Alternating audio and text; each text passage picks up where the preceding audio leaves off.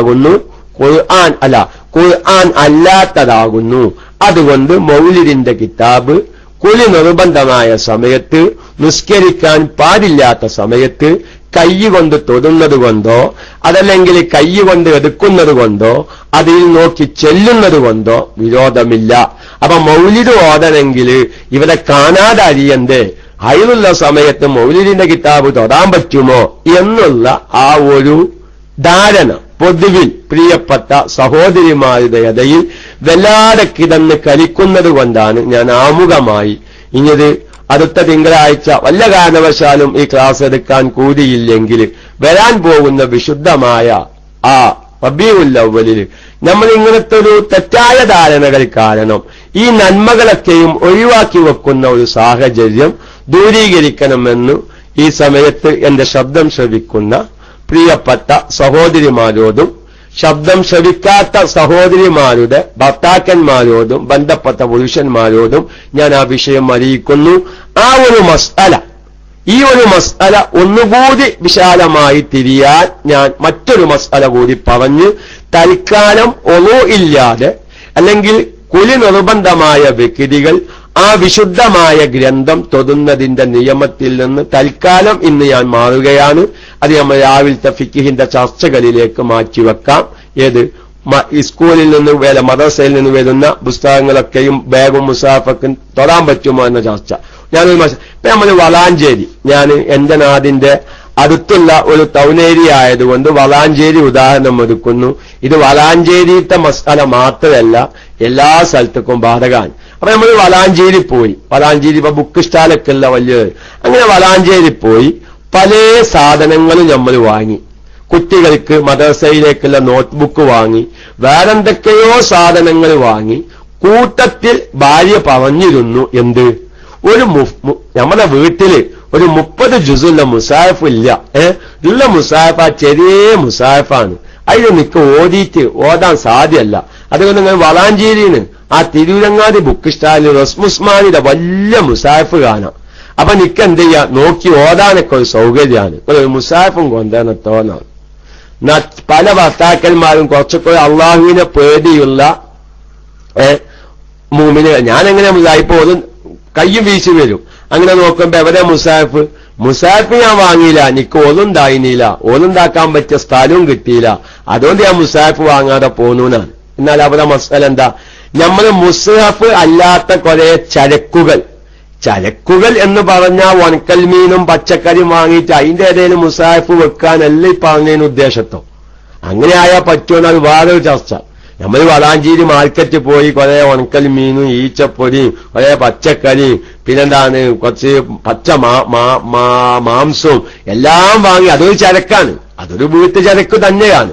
അതിന്റെ ഇടയിൽ ഒരു മുസാഫ് വാങ്ങിയിട്ട് ഒന്നുമില്ലാതെ കൊണ്ടുവരാൻ പറ്റുമോ എന്നാരും ചിന്തിക്കണ്ട. അത് മുസാഫ് ഏത് ചരക്കിലാണ് വെക്കാൻ പറ്റിയത്, അത് നമ്മൾ ആലോചിക്കേണ്ട ഒരു വിഷയം. നമ്മൾ കുറെ നോട്ട്ബുക്ക് വാങ്ങി, കുറെ എന്തൊക്കെ കുറച്ച് മാക്സി തുണിങ്കുപ്പായ്ക്കും വാങ്ങി, ഞാൻ പഴയ സാധനം വാങ്ങിയ കൂട്ടത്തിൽ ഒരു മുസാഫും വാങ്ങി ഈ വസ്തുവിന്റെ ഇടയിൽ വെച്ചു. ആ മുസാഫ് വെക്കാൻ പറ്റിയ ചരക്ക് വസ്തുക്കളുടെ ഇടയിൽ എന്ത് ചെയ്തു, ഒരു മുസാഫും വെച്ചു. അങ്ങനെ എന്ത് ചെയ്തു, അങ്ങനെ നമ്മൾ ആ മുസാഫ് ആ ടൗണിൽ നിന്ന് അല്ലെങ്കിൽ ആ അങ്ങാടിയിൽ നിന്ന് വരുമ്പോ അവിടെന്ത് വേണ്ട, ഒളൂഇന്റെ ആവശ്യം ഇല്ല. എന്തേ കാരണം, ആ ഒളൂഇന്റെ ആവശ്യം ഇല്ല എന്ന് പറയാൻ കാരണം അവരൊരു മുസ്ഹഫ് വഹിക്കുക അല്ലെങ്കിൽ മുസ്ഹഫ് തൊടുക എന്ന ഉദ്ദേശം, അവൻ മൊത്തം സാധനങ്ങൾ കൊണ്ടുവരിക, അതിന്റെ ഇടയിൽ എന്തുണ്ട്, മുസ്ഹഫുമുണ്ട് എന്ന് മാത്രം. മനസ്സിലായല്ലോ. അപ്പൊ മുസ്ഹഫ് അല്ലാത്ത വസ്തുക്കളോട് കൂടെ മുസ്ഹഫിനെ വഹിക്കുന്ന സമയത്ത് അവിടെ വളുഇന്റെ ആവശ്യം ഇല്ല. ഇത് പറയുമ്പോ ഒരു ഇഷ്കാലും കൂടി അവിടെ എന്റെ പ്രിയപ്പെട്ട സഹോദരിമാർക്ക് വരും കേട്ടോ. ആ ഒരു ഇഷ്കാലും കൂടി തീർക്കാൻ അയ്യപ്പം ഇത് പറഞ്ഞപ്പോ എന്റെ മനസ്സിലാണത്. സാധാരണ സുന്നത്ത് ജമാഅത്തിന്റെ അഹിലുകാരായ മുഅ്മിനീങ്ങള് പിഞ്ഞാനം എഴുതി കുടിക്കാൻ എന്തൊരു പരിപാടി ഉണ്ട്. അതിൻകാര്യം ഇനിയിപ്പോ നമ്മൾ ഈ മൈക്കണ്ട് വിട്ടാല് പിന്നെ ഫോൺ വരും, ഉസ്താദേ അപ്പൊ പിഞ്ഞാൻ എഴുതിയ പ്ലേറ്റുമ്പോ തൊടാൻ പറ്റുമോ? പൊങ്ങക്കൊണ്ട് തോന്നി അതൊരു ഇഷ്കാലാണ്. പിഞ്ഞാൻ എഴുതിയ പ്ലേറ്റ് ഇപ്പൊ നമ്മളൊരു ഗർഭവതിയായ ഒരു ഹൈലുകാരിയായ പെണ്ണാണ്. ആ പെണ്ണിന് എന്തോ ഒരു രോഗം, ഒരു കാര്യപ്പെട്ട ഉസ്താദിന്റെ അടുക്കൽ ചെന്നു, അല്ലെങ്കിൽ നമ്മളെ ബാബു ഉസ്താദിന്റെ അടുക്കൽ ചെന്നു. ബാബു ഉസ്താദ് പറഞ്ഞു ആയത്തുൽ കുർസി പിന്നാൻ എഴുതി കൊടുത്താൽ മതി, അല്ലെങ്കിൽ സൂറത്തുൽ ഫാത്തിഹ പിന്നാൻ എഴുതി കൊടുത്താൽ മതി. അതല്ലെങ്കിൽ എന്ത് ചെയ്തു, ഇന്ന സൂറത്ത് യാസീനിൽ നിന്ന് ഇത്ര ആയത്ത് പിന്നാൻ എഴുതി കൊടുത്താൽ മതി എന്നാണ്. അപ്പൊ നമ്മൾ എന്ത് ചെയ്തു, ഉസ്താദിന്റെ പിന്നാൻ എഴുതി കൊടുത്തു. പിന്നാനൊക്കെ എഴുതി കൊടുക്കുമ്പോൾ ഒരുപാട് നിബന്ധനകളുണ്ട്. ഞാൻ സാന്ദർഭികമായി ഒരു 2 മിനിറ്റ്, ഇന്ന് പിന്നാന എഴുതി കുറിച്ചിട്ടൊന്നും രോഗം മാറുന്നില്ല എന്ന് പറയുന്ന പലവരുമുണ്ട്. പക്ഷെ എന്താണത്, പിഞ്ഞാനം എഴുതി കുറിക്കുമ്പോ ആ എഴുത്തിന് 19ഓളം നിബന്ധനകളുണ്ട് എന്നാണ്. ഞാൻ എന്റെ ജീവിതത്തിൽ എന്റെ ഉപ്പയിൽ നിന്ന് ഈ തൽസമാത്ത് സംബന്ധമായുള്ള വിഷയത്തിൽ നിന്ന് ആകെ പഠിച്ച ഒരു വിജ്ഞാനാണ് അതൊരു പിഞ്ഞാൻ എഴുതാൻ. എന്റെ ഉപ്പ എന്നോട് തൽസമാത്ത് കുറേ പഠിക്കാൻ പറഞ്ഞു. അപ്പൊ തൽസമാത്തിൽ അഗ്രഗണ്യനായിരുന്നു. ഞാൻ പറഞ്ഞു, ഉപ്പ എന്താണാവോ, എനിക്ക് ആ വിജ്ഞാനത്തിനോട് താല്പര്യമില്ല. കാശുണ്ടാക്കാൻ പറ്റിയ പരിപാടിയാണെങ്കിലും എനിക്ക് ആ വിഷയത്തോടൊരു താല്പര്യമില്ല. ഞാൻ എന്റെ ഫിക്കുവുമായി മുന്നോട്ട് പോവാം, എനിക്ക് തൽസമാത്ത് വേണ്ട. അപ്പൊ എന്റെ ഉപ്പന്റെ കബറിലാണ്, അള്ളാഹു ഉപ്പയുടെ കബർ സന്തോഷത്തിലാക്കി കൊടുക്കുമാറാവട്ടെ. അപ്പൊ ഉപ്പനോട് പറഞ്ഞു, നീ ഒരു പണി ചെയ്യണം, പിഞ്ഞാനം എഴുതി കുടിക്കുക, പിഞ്ഞാനം എഴുതി കൊടുക്കുക. അത് ഏതായാലും എല്ലാവരും അംഗീകരിച്ചൊരു വിഷയല്ലേ, അത് എഴുതേണ്ട രൂപം വ്യക്തമായി പഠിക്കണം. അങ്ങനെ നമ്മളൊരു ഫാത്തിഹയ്ക്കും പിഞ്ഞാൻ എഴുതി കൊടുക്കുമ്പോ ആ ഒരു നിബന്ധന പ്രകാരം ഒരു പിഞ്ഞാൻ എഴുതി കൊടുത്തോ, അല്ലെങ്കിൽ വേറെ ഏതെങ്കിലും ഉസ്താദന്മാരുടെ കൽപ്പന പ്രകാരം ഒരു പിഞ്ഞാൻ എഴുതി കൊടുത്തോ ആ രോഗം മാറിയിരിക്കും, വിശ്വാസം ഉണ്ടെങ്കിൽ. പക്ഷെ ഇന്ന് പല പിഞ്ഞാനം എഴുതി കുറിച്ചിട്ട് 41 ദിവസം പിഞ്ഞാനം മുനിങ്ങിയിട്ട് കാര്യമില്ല. ചിലപ്പോൾ ആ രോഗത്തിനൊന്നും ശിഫ കിട്ടുന്നില്ല. കാരണം ഈ എഴുതുന്നതൊന്നും അതിന്റെ നിബന്ധനകൾ ആകുന്നില്ല. അപ്പൊ ഏതായിരുന്നാ ഞാൻ പറയുന്നത്, അങ്ങനെ നമ്മൾ പിഞ്ഞാൻ എഴുതി കൊടുന്നു. പള്ളിക്കൽ ഉസ്താദിന്റെയൊക്കെ ലീസ്റ്റ് കൊണ്ടുപോയി കൊടുത്തു. ഇത് ഉമ്മാക്ക് 7 ദിവസം പിഞ്ഞാൻ എഴുതി കൊടുക്കുക, കഞ്ഞാലിന്റെ ഉസ്താദ് പറഞ്ഞു. ഉസ്താദ് പിഞ്ഞാൻ എഴുതി കൊടുത്തു. കുട്ടി ഉസ്താദിന്റെയൊക്കെ ഒന്ന് പിഞ്ഞാനം വാങ്ങിയിട്ട് ഉമ്മാന്റെ കയ്യിൽ കൊടുത്തപ്പോ ഉമ്മ നിക്ക പിഞ്ഞാനം വേണ്ട. ഉമ്മാക്ക് കുട്ടിയുടെ മുഖത്തൊക്കെയിട്ട് പറയാൻ പറ്റുമോ? ഉമ്മാക്കിപ്പോ നിക്കരിക്കാൻ പറ്റാത്ത സമയമാണ്, പിഞ്ഞാനത്തുമ്മ തൊടാൻ പറ്റൂല. കാരണം ഉമ്മപ്പത് ആയത്തിൽ കുറിച്ച് പിഞ്ഞാനല്ലേ, ഇതുമ്മ എങ്ങനെ തൊടുമ്മ? വേപ്പിന്റെ അമ്മ തൊടാത്ത അമ്മഞ്ഞിപ്പോ ആയത്തിൽ കുറിച്ച് പിഞ്ഞാനത്തുമ്മ തൊടൂല. അപ്പൊ ഞാൻ പറയുന്നത് ഒരു കുഴപ്പമില്ല, പിഞ്ഞാനത്തുമ്മ തൊടുന്നുണ്ട്. അതാ ആ പിഞ്ഞാനത്തിൽ എഴുതിയത് പഠിക്കാൻ വേണ്ടി എഴുതിയതല്ല, പിന്നെന്താണ്, ഒരു ബറക്കത്തിന് വേണ്ടി എഴുതിയതാ. ആരെങ്കിലും ഈ പിഞ്ഞാനത്തിൽ ആയത്തിൽ കുറിച്ച് എഴുതിയത് പിഞ്ഞാനത്തിൽ നോക്കി ആയത്തിൽ കുറിച്ച് പഠിക്കാനാണോ? അല്ല. പിഞ്ഞാനത്തിൽ നോക്കി ആയത്തിൽ കുറിച്ച് പഠിക്കാനല്ല ഈ പിഞ്ഞാനത്തിൽ ആയത്തിൽ കുറിച്ച് എഴുതിയിട്ടുള്ളത്. നേരെ മറിച്ച് ഒരു കടലാസിൽ ആയത്തിൽ കുറിച്ച് എഴുതിയിട്ടുണ്ട്. എന്തിനു വേണ്ടി? ഒരുപാട് വ്യത്യാസമുണ്ട്. ഇതൊക്കെ നമ്മുടെ ഉദ്ദേശപ്രകാരം നമ്മുടെ നിയ്യത്തും മാറുമ്പോ അവിടെ ചില മസാലകളും മാറും. അപ്പൊ നമ്മളെ നിസ്കാര മൊഴിയിൽ സ്ത്രീകൾ നിസ്കരിക്കുന്ന ഭാഗത്ത് ഒരു ആയത്തിൽ കുറിച്ച് എഴുതിയിട്ട് ഒരു കടലാസ് ഒട്ടിച്ചിട്ടുണ്ട്. അതെന്താണ് ഒട്ടിച്ചത്? എന്തിനാണ് ഇത് ഒട്ടിച്ചത്? അത് നിസ്കാരത്തിന്റെ ശേഷം ആയത്തിൽ കുറിച്ച് ഓതണം, അത് വലിയ മഹത്തുള്ളതാണ്. അപ്പൊ ആയത്തിൽ കുറിച്ച് കാണാതെ അറിയില്ല. അപ്പൊ അതിലിങ്ങനെ നോക്കി ചെല്ലാൻ വേണ്ടിയിട്ട് ശ്രദ്ധിക്കണേ, മസല മാറിപ്പോകരുത്. അപ്പൊ നിസ്കാരം കഴിഞ്ഞ് ഈ കടലാസിൽ നോക്കി ആയത്തിൽ കുറിച്ച് ഓതി പഠിക്കാൻ വേണ്ടിയിട്ടാണ് എന്തെഴുതിക്കണേ, ഈ കടലാസിൽ ഒരു ആയത്തിൽ കുറിച്ച് ഓതിയിട്ട് അവരെ ആ ചുമരുമ്മ ഒട്ടിച്ചിട്ടുള്ളത്. അപ്പൊ അത് ഓതാൻ വേണ്ടിയിട്ടാ, അല്ലെങ്കിൽ പഠിക്കാൻ വേണ്ടിയിട്ടാ. ആ ആയത്തിൽ കുറിച്ച് എഴുതിയ കടലാസുമ്മേ ഒന്നു ഇല്ലാതെ തൊടാൻ പറ്റില്ല. കുലി നിർബന്ധമായ വ്യക്തികൾക്ക് അതിമ തൊടാൻ പറ്റില്ല. മനസ്സിലായോ? നേരെ മറിച്ച് അതേ ഒരു കടലാസിൽ ഒരു ആയത്തിൽ കുറിച്ച് എഴുതി ചുമരുമ്മ ഒട്ടിച്ചിട്ടുണ്ട്. ആ ആയത്തിൽ കുറിച്ച് എഴുതി ചുമരുമ്മേൽ ഒട്ടിച്ചതിന്റെ ലക്ഷ്യം അതിൽ നോക്കി ആയത്തിൽ കുറിച്ച് ഓതലോ ആയത്തിൽ കുറിച്ച് പഠിക്കലോ അല്ല ലക്ഷ്യം. പിന്നെന്താ ലക്ഷ്യം? ഒരു വീട്, ആ വീട്ടിൽ ഒരു ആയത്തിൽ കുറിച്ച് എഴുതി വെക്കുന്നത് അതൊരു ബറക്കത്തുള്ള വിഷയമാണ്. അത് അള്ളാഹുവിന്റെ ഒരു ബറക്കത്ത് അതിലുണ്ടാകും, അവിടെ റഹ്മത്തിറങ്ങും. അപ്പൊ ഒരു ബറക്കത്ത് ഉദ്ദേശിച്ച് ഒരു ആയത്തിൽ കുറിച്ച് എഴുതി ചുമരും ഒട്ടിച്ചു, അത് മോളില്ലാതെ തൊടാം. നേരെ മറിച്ച് പഠിക്കാൻ വേണ്ടി ആയത്തിൽ കുറിച്ച് ആയാലും യാസീനായാലും പിന്നെ ഇനി ഫാത്തിഹയാണെങ്കിലും ഇഖ്ലാസ് ആണെങ്കിലും മുഅവ്വദത്തൈനി ആണെങ്കിലും എല്ലാത്തിന്റെ വിധി തന്നെ എത്തോ. ഇനിയിപ്പോ ഫാത്തിഹാന്റെ വിധി എന്താണെന്ന് ചോദിക്കാൻ നിൽക്കേണ്ടത്. ആയത്തിൽ കുറിച്ച് അത് മസലൻ വലിയമാരുടെ ഭാഷയിൽ പറഞ്ഞാൽ മസലൻ, അത് ഉദാഹരണം. അപ്പൊ അതുകൊണ്ട് അവർക്കൊരു പാതി വ്യത്യാസമുണ്ട്. നമ്മളൊന്ന് സൂചിപ്പിച്ചിട്ടുണ്ട്. ആവശ്യമുള്ളവർ നാളെ രാവിലെ നമുക്ക് സമയം ലഭിക്കുകയാണെങ്കിൽ ഫിഖിന്റെ ക്ലാസ്സിലെ ചർച്ച ചെയ്യാം. നമ്മളെ മോതിരം ധരിക്കുമ്പോ മോതിരത്തുമ്പോ മുഹമ്മദ് എന്നുണ്ട്. അത് എഴുതിയവന്റെ ഉദ്ദേശം ഒന്നാണ്, വാങ്ങിയവന്റെ ഉദ്ദേശം വേറൊന്നാണ്. ആ ഉദ്ദേശത്തിനനുസരിച്ചൊക്കെയും അതിന്റെ മസാലകൾക്ക് വ്യത്യാസം വരും. അപ്പൊ ഞാൻ പറയുന്നത്, സാധാരണ സഹോദരിമാരിൽ മൗലിദിന്റെ കിതാബ് തൊടാൻ പാടില്ല, 33 വക ഏത് തൊടാൻ പാടില്ല. ഇപ്പൊ അസ്മാഉൽ ഹുസ്നി അസ്മാഉൽ ബദറക്കും ചെല്ലുന്ന സഹോദരിമാര് നിങ്ങൾ ചോദിക്കണം. നിങ്ങൾ എന്റെ ശബ്ദം ശ്രവിക്കുന്ന മുഴുവൻ സഹോദരന്മാരോടും പറയുന്നു, നിങ്ങൾക്ക് ഭാര്യന്മാരുണ്ടെങ്കിൽ, പെങ്ങന്മാരുണ്ടെങ്കിൽ, പെൺമക്കളുണ്ടെങ്കിൽ ഒന്ന് ചെസ്റ്റ് വിളിച്ച് അന്വേഷിക്കുക. അല്ല, നിങ്ങളൊക്കെ ഈ കുലി നിർബന്ധമാവുന്ന സമയത്ത്, അതല്ലെങ്കിൽ മാസമുറ ഉണ്ടാകുന്ന സമയത്ത് നിങ്ങൾ അസ്മാഉൽ ബദർ ചെല്ലലുണ്ടോ? നല്ലൊരു ശതമാനം പറയുക ചെല്ലലില്ല എന്നായിരിക്കും. എന്തേ കാരണം? അത് കുലി നിർബന്ധമാകുമ്പോൾ ചെല്ലാൻ പറ്റൂ, അസ്മാഉൽ ഹുസ്ന ചെല്ലാൻ പറ്റോ, അല്ലെങ്കിൽ അസ്മാഉൽ ബദർ ചെല്ലാൻ പറ്റോ, അല്ലെങ്കിൽ ബുറുദ ചെല്ലാൻ പറ്റോ എന്ന് വളരെ വ്യക്തമായി പറയുന്നവരായിരിക്കും നല്ലൊരു വിഭാഗം സഹോദരിമാർ. അല്ല, ചെല്ല എന്ന വിശ്വാസമാണോ, അള്ളാഹു ആ വിശ്വാസം അവർക്ക് നിലനിർത്തി കൊടുക്കുമാറാവട്ടെ. അപ്പൊ ഞാൻ ഇത്രയും പറഞ്ഞത്, നമ്മുടെ വീടുകളിലുള്ള നല്ലൊരു വിഭാഗം സഹോദരിമാര് അസ്മാഉൽ ഹുസ്നയും അസ്മാഉൽ ബദറും നൂറുൽ ഈമാൻ ദുആയും ബുറുദയും മൗലിദൊക്കെയും പതിവായി ചൊല്ലിവരുന്നവർ തന്നെ ഈ നിസ്കാരത്തിന്റെ സമയങ്ങളിൽ ഇതെല്ലാം നിർത്തിവെക്കാറുണ്ട് എന്ന് മനസ്സിലാക്കാൻ വേണ്ടിയാണ് ഇത്രയും വിശദീകരിച്ചത്. ആ ഹദ്ദാദ് അപ്പൊ പിഞ്ഞാനം എഴുതി, അതൊക്കെ സാധാരണ സഹോദരിമാരുടെ ഇടയിലുള്ള സംശയങ്ങളാണ്. പിഞ്ഞാനം എഴുതിയാൽ ആ പിഞ്ഞാനത്തുമ്പ തൊടാൻ പറ്റോ ഇല്ലേ എന്നുള്ളതൊക്കെയും ഞാൻ എന്റെ പ്രിയപ്പെട്ട സഹോദരിമാരോട് അത്തരം വിഷയങ്ങൾ ഉണർത്തി, ഇനി അത് സംബന്ധമായ ഇനിയിപ്പോ ഇങ്ങനെ ആരൊന്നും ടെസ്റ്റ് അടിക്കരുതോ. ഇവിടെ വന്നൊരു 5-10 ചോദ്യങ്ങളുണ്ട്. ഇനിയിപ്പോ സിയാറത്തിന് പോവാൻ പറ്റുമോ, ഏർവാടിക്ക് പോവാൻ പറ്റുമോ, പൊന്നാര മക്കളെ മക്കത്തേക്കും മദീനത്തേക്കും പോവാൻ, ഇന്നത്തല്ലേ ഇനിയിപ്പോ ഏർവാടി മുട്ടുപാറ്റി അങ്ങനെ തിരിഞ്ഞാൽ മതി. ഇപ്പൊ ഞാൻ എന്റെ വിശദീകരണത്തേക്ക് കാരണപ്പോ നമ്മളെ വിഷയങ്ങളെ ഒരു എത്തില്ല. മക്കത്തേക്കും മദീനത്തേക്കും ഹൈലുള്ള പെണ്ണിന് പോവാമെങ്കിൽ, മക്കത്തേക്കും മദീനത്തേക്കും ഹൈലുള്ള പെണ്ണിന് പോവാമെങ്കിൽ ഏർവാടിക്കും മുത്തുപ്പേത്തേക്കും അമ്പത്തേക്കും ഏതായാലും പോവാൻ വന്നില്ലേ. അതിനേക്കായും പുണ്യുള്ള സ്ഥലം എന്നല്ല ഇപ്പൊ മദീനക്കായും. പക്ഷെ പിന്നെ സിയാറത്തിന് പോകുമ്പോ അവിടെ നിബന്ധനകളുണ്ട്. അതായത് ഒരുപാട് നിബന്ധനകളുണ്ട് ഒരു പെണ്ണ് സിയാറത്തിന് പോകുമ്പോ. എന്താ ഒന്നാമത്തെ നിബന്ധന? സ്വന്തം വാഹനത്തിലായിരിക്കണം പെണ്ണ് സിയാറത്തിന് പോകേണ്ടത്. മാഷാ അല്ലാഹ്. സ്വന്തം വാഹനമില്ലെങ്കിലോ വണ്ടി വാടകയ്ക്ക് വിളിക്കണം. അപ്പൊ ഉസ്താദെ ബസ് പോകാൻ പറ്റൂല, ട്രെയിന് പോകാൻ പറ്റൂല, ആക്കി നിങ്ങളോട് ചോദിച്ചു നോക്കുക.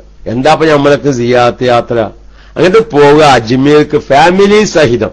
ഞാൻ പറഞ്ഞാ നിങ്ങൾ ഇടയിൽ വേറെ ചോദ്യങ്ങൾ ടെസ്റ്റ് അടിച്ചാൽ ഞാൻ പിന്നെ അങ്ങനെ കയറിപ്പോകും. വിചാരിച്ചത്തേക്ക് നമ്മൾ എത്തൂല. അങ്ങനെ ഒരു സ്വഭാവമുണ്ട്. ഒരു ചോദ്യം കണ്ടാൽ പിന്നെ അതിന്റെ വിശദീകരണത്തിലൂടെ ഞാൻ കയറിപ്പോകും. അതെന്റെ ഒരു പ്രകൃതിയാണ്. അതുകൊണ്ടാണ് ഞങ്ങൾ ഇപ്പം ഞാൻ ഇതിന്റെ ഇടയിൽ ടെസ്റ്റ് അടിക്കലിനെന്ന് പറഞ്ഞു. ഏതായാലും ഞാൻ പറയട്ടെ, അജ്മീരിലേക്ക് ഫാമിലി സഹിതം.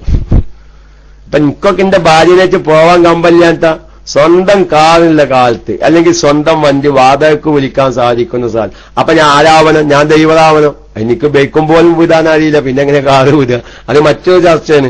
ഏതോ ഇരിക്കട്ടെ, ഫാമിലി സഹിതം എന്നിട്ട് അങ്ങോട്ട് പോകുക. നിസാമുദ്ദീൻ എക്സ്പ്രസിൽ, മംഗള എക്സ്പ്രസിൽ ബുക്ക് ചെയ്ത് എന്നിട്ട് ആകെക്കൂതൊരു കുവേണ്. ട്രെയിനിലൊരു കമ്പാർട്ട്മെന്റിൽ എത്ര മനുഷ്യന്മാരുണ്ടാവും? ഞാൻ എന്റെ ഭാര്യ ഒറ്റയ്ക്ക് ഉണ്ടാവുമല്ലോ 3 ദിവസം 2.5 ദിവസമൊക്കെയും ഈ ട്രെയിനിന്റെ കമ്പാർട്ട്മെന്റിൽ പുരുഷന്മാരെ വരതി. അപ്പൊ അതൊക്കെ നമ്മൾ ശ്രദ്ധിക്കണം. അപ്പൊ അങ്ങനെ അയച്ചിട്ട് സിയാറത്തിന് പോവാൻ പാടില്ല എന്നല്ലപ്പോ ഈ പറഞ്ഞതിന്റെ അർത്ഥം. എന്ത് വേണം? നമ്മൾ സ്ത്രീകളെ സിയാറത്തിന് കൊണ്ടുപോകുമ്പോൾ ഒരുപാട് നിബന്ധനകൾ അതിനുണ്ട്. മക്കാമിൽ ചെല്ലുമ്പോൾ നിബന്ധനയുണ്ട്. ഞാൻ ഏതായാലും ആ ചോദ്യം വന്ന് ആരും ഒരു ചോദ്യം പുതരുത്. നിന്റെ ഇവിടെ വന്ന ചോദ്യങ്ങൾക്കുള്ള ഉത്തരങ്ങൾ കിട്ടി, സമയത്തിനനുസരിച്ച് അത് കിട്ടി. ഇപ്പൊ തന്നെ ഏകദേശം 3:15. പക്ഷെ ഇങ്ങനത്തെ വിഷയങ്ങൾ സ്ത്രീകൾ ഇനി കുറച്ച് സമയം കൂടിയാലും അവർക്ക് കേൾക്കാൻ താല്പര്യമുള്ള വിഷയമായതുകൊണ്ട്.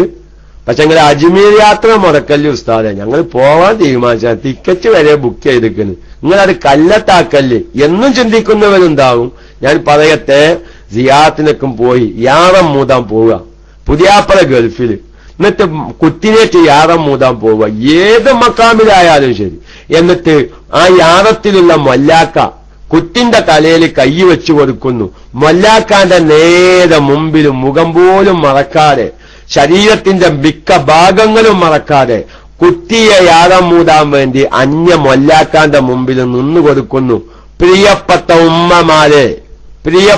ഉമ്മമാരെ, ആ മക്കാമിൽ കിടക്കുന്ന മഹാന്റെ ബറക്കത്ത് ലഭിക്കുന്ന ആരും വിചാരിക്കേണ്ട. ഞാൻ തീർത്തു പറയുന്നു. നിങ്ങൾ ഷാജിദ, ഞാൻ അതിലൊന്നും കഴിഞ്ഞ ഒരു ഗ്രൂപ്പിൽ ബസ്സിൽ അതൊക്കെ നമുക്ക് ഇൻഷാ അല്ലാഹ് ഈ ചോദ്യങ്ങൾക്ക് ഉത്തരം കഴിഞ്ഞതിന്റെ ശേഷം പറയാം. ഞാൻ പറഞ്ഞില്ല, നമുക്ക് അങ്ങനെ കയറിപ്പോകും. അപ്പൊ അതുകൊണ്ട് സിയാറത്തിനൊക്കെ പോകുമ്പോ അന്യപുരുഷന്മാർ കാണാത്ത രൂപത്തിൽ, അന്യപുരുഷന്മാർ ഇവരെ കാണാത്ത രൂപത്തിലൊക്കെയും പരമാവധി ശ്രദ്ധിക്കുക. ഈ അയിഞ്ഞാത്തണ്ടല്ലോ മക്കാമിലൊക്കെ അത് ചെന്നിട്ട് നേർച്ചേന് ഉറൂസാണ് എന്നൊക്കെ പറഞ്ഞ് വന്നാകെ വാഹനം വിളിച്ചിട്ട് ബസ്സിലൊക്കെ ഇങ്ങോട്ട് കയറി ആണുങ്ങളും പെണ്ണുങ്ങളും മെത കലർന്ന് ബാത്റൂമിലൊക്കെ അത് ചെല്ലുമ്പോ കുറെ പെണ്ണുങ്ങളും ആണുങ്ങളും ഇങ്ങനെ ക്യൂ നിന്ന് പെണ്ണ് പോരുമ്പോ ആണ് കയറുക. ഇതൊക്കെയല്ലേ എന്ന് വലിയ വലിയ സിയാറത്ത് കേന്ദ്രങ്ങളിലൊക്കെ നടക്കുന്നത്. പ്രിയപ്പെട്ട പുരുഷന്മാരെ, ഇതിനേക്കാൾക്ക് നല്ല വശം എന്താണെന്നറിയോ? ഞാൻ അതത് പറയാണ്. നല്ല വശം എന്താണെന്നറിയോ? നല്ല വശം എന്താന്ന് വെച്ചാൽ ഭാര്യമാരൊക്കെ അവനാന്റെ വീടുകളിലിരുന്ന് ആത്മാർത്ഥമായി മഹാന്മാരുടെ പേരിൽ എന്ത് ചെയ്യുക? ഫാത്തിയും യാസീനൊക്കെ ഓതി ദ്വാരിക്കുക. ഈ എട കലർന്ന് ആണുങ്ങളുടെ ഇടയിൽ കളിച്ച് ചിരിച്ചുള്ള ഈ സിയാറത്ത് യാത്രയിലൊന്നും പുണ്യമുണ്ടെന്ന് ആരെങ്കിലും മനസ്സിലാക്കിയിട്ടുണ്ടെങ്കിൽ അർജന്റ് ചോദ്യം സ്ഥലമാണ് കേട്ടെ. എന്താ അർജന്റാണെങ്കിൽ കണ്ട കാലൊക്കെ ആയില്ല, അതൊക്കെ ഷാജിദ്ദ. ഏതായാലും ഇത് പറയാം. ഇവർ ഒന്നാമത് വന്ന ചോദ്യം അയിലുമായി ബന്ധപ്പെട്ട ക്ലാസ് ആയതുകൊണ്ട് മറ്റു വിഷയത്തിലേക്ക് ഞാൻ ഈ പിഞ്ഞാനെഴുത്തുമായി പറഞ്ഞു പോയതാണ്. എന്റെ പ്രിയപ്പെട്ട ശ്രോതാക്കളായ സഹോദരിമാര് പ്രത്യേകം ക്ഷമിക്കണം, സബൂൽ കെരോ എന്ന് മാത്രം പറഞ്ഞ്. അതായത് 9 വയസ്സിന്റെ മുമ്പ് ഒരു പെൺകുട്ടിക്ക് രക്തം വന്നാൽ ആ രക്തം ഹാർത്തവമായി, അതായത് ഹൈലായി പരിഗണിക്കുമോ എന്നാണ് ചോദ്യം. അത് നമ്മളെ വിശദീകരണത്തിൽ വന്നിട്ടുണ്ടെങ്കിലും മനസ്സിലാവാത്ത സ്ത്രീകളുണ്ടാവും. അതൊരു കാലോചിതമായ ചോദ്യമായി അത് വരുന്നുണ്ട്. കാരണം ഒരു കാലഘട്ടത്തിൽ നമ്മുടെ പെൺകുട്ടികൾക്കൊക്കെ 13, 14 അല്ലെങ്കിൽ 12 വയസ്സാകുമ്പോഴായിരുന്നു രക്തം കണ്ടിരുന്നത്. ഇന്ന് 8 വയസ്സ് 9 വയസ്സാകുമ്പോഴേക്ക് രക്തം കാണാൻ തുടങ്ങുന്നു. നമ്മുടെ കേരളത്തിലെ ഡോക്ടർമാര് അതിനെപ്പറ്റി നല്ലൊരു പഠനം നടത്തി ഏകദേശം 5-6 മാസം മുന്നേ, അല്ലെങ്കിൽ ഒരു 3 മാസം മുന്നേ ഏതോ ചാനലുകൾ അതിനെ സംബന്ധിച്ചൊരു പഠനം നടത്തിയിരുന്നു. അതായത് ഈ 9 വയസ്സാകുമ്പോഴേക്ക് തന്നെ കുട്ടികൾക്ക് എന്ത് കാണുന്നു? രക്തം കാണുന്നു. അപ്പൊ ഒരു സ്ത്രീയുടെ ഭാഗത്തിന് ചോദ്യമാണെങ്കിലും പല കാലോചിതമായി 9 വയസ്സാവുമ്പോഴേക്ക് ഇന്ന് രക്തം കാണാൻ തുടങ്ങിയതുകൊണ്ട് അത് ഹൈലാണോ ഇസ്തിഹാലത്താണോ എന്ന് വ്യക്തമായി മനസ്സിലാക്കിയില്ലെങ്കിൽ പലപ്പോഴും ലേഡി ഡോക്ടർമാരുടെ അടുക്കൽ കൊണ്ടുപോയി അതിന് മരുന്ന് കൊടുത്ത് ബ്ലോക്കാക്കുന്ന അവസ്ഥയും വിവരമില്ലാത്ത ചിലവർ ചെയ്യുന്നുണ്ട്. അതുകൊണ്ട് ആ ചോദിച്ച ആ സ്ത്രീക്ക് ഞാൻ നന്ദി രേഖപ്പെടുത്തുന്നു. കാരണം എല്ലാവർക്കും ഉപകാരമുള്ള ചോദ്യങ്ങളാകുമ്പോ അത് എല്ലാവർക്കും ഉപകാരം ചെയ്യും. അപ്പൊ അതിന് കാരണം പറയുന്നത് ഇന്ന് ചിക്കനാണ്, കോഴി മാംസം അമിതമായി കഴിക്കുന്നതാണ് പെൺകുട്ടികളിൽ ഇന്ന് 9 വയസ്സാകുമ്പോഴേക്ക് ബ്ലീഡിങ് തുടങ്ങാൻ കാരണം. കാരണം ഡോക്ടർമാരിപ്പോ ബ്ലീഡിങ്ങിനാണോ പറയാ, രക്തം പോക്ക് അല്ലെങ്കിൽ രക്തം കാണുക. അവരിപ്പോ ഹൈലാണോ ഇസ്തിഹാലത്താണോ ഒന്നും അവർ തീരുമാനിക്കൂലല്ലോ. കാരണം എന്താണെന്നറിയുമോ? അതായത് ഇന്നത്തെ കോഴില്ലേ, തമിഴ്നാട്ടിലെ കോഴി, നമ്മുടെ നാടൻ കോഴിയല്ല. നാടൻ കോഴിക്ക് വേറൊരു മസാല എന്താണ് ഒന്ന് കൂട്ടത്തിൽ പറയാം. നാടൻ കോഴിനെ അറക്കാൻ ആരെങ്കിലും തീരുമാനിച്ചാൽ ചുരുങ്ങിയതൊരു 3 ദിവസമെങ്കിലും അതിനെ കൂട്ടിൽ ബന്ദ് ചെയ്യണമെന്നാണ്.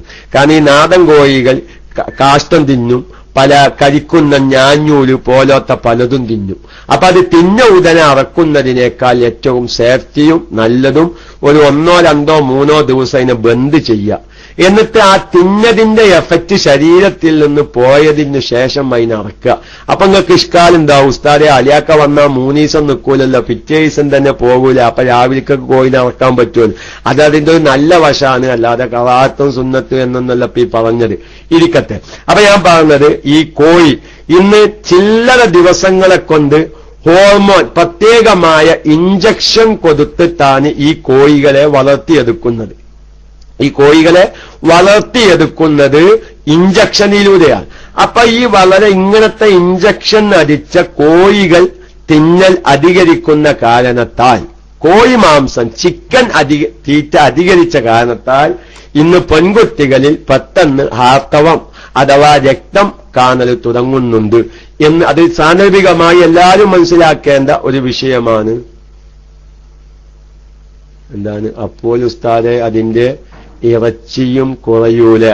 KMIC കൂടിയാണ് പാകല്ല ഇഷ്കാലതാണ്. ഈ നാടൻ കോഴിന്റെ ശരീരശുദ്ധീകരണത്തിന് വേണ്ടി 1-2 ദിവസം കൂട്ടിലിട്ടാ അതിന്റെ ഇറച്ചി കുറയില്ലേ?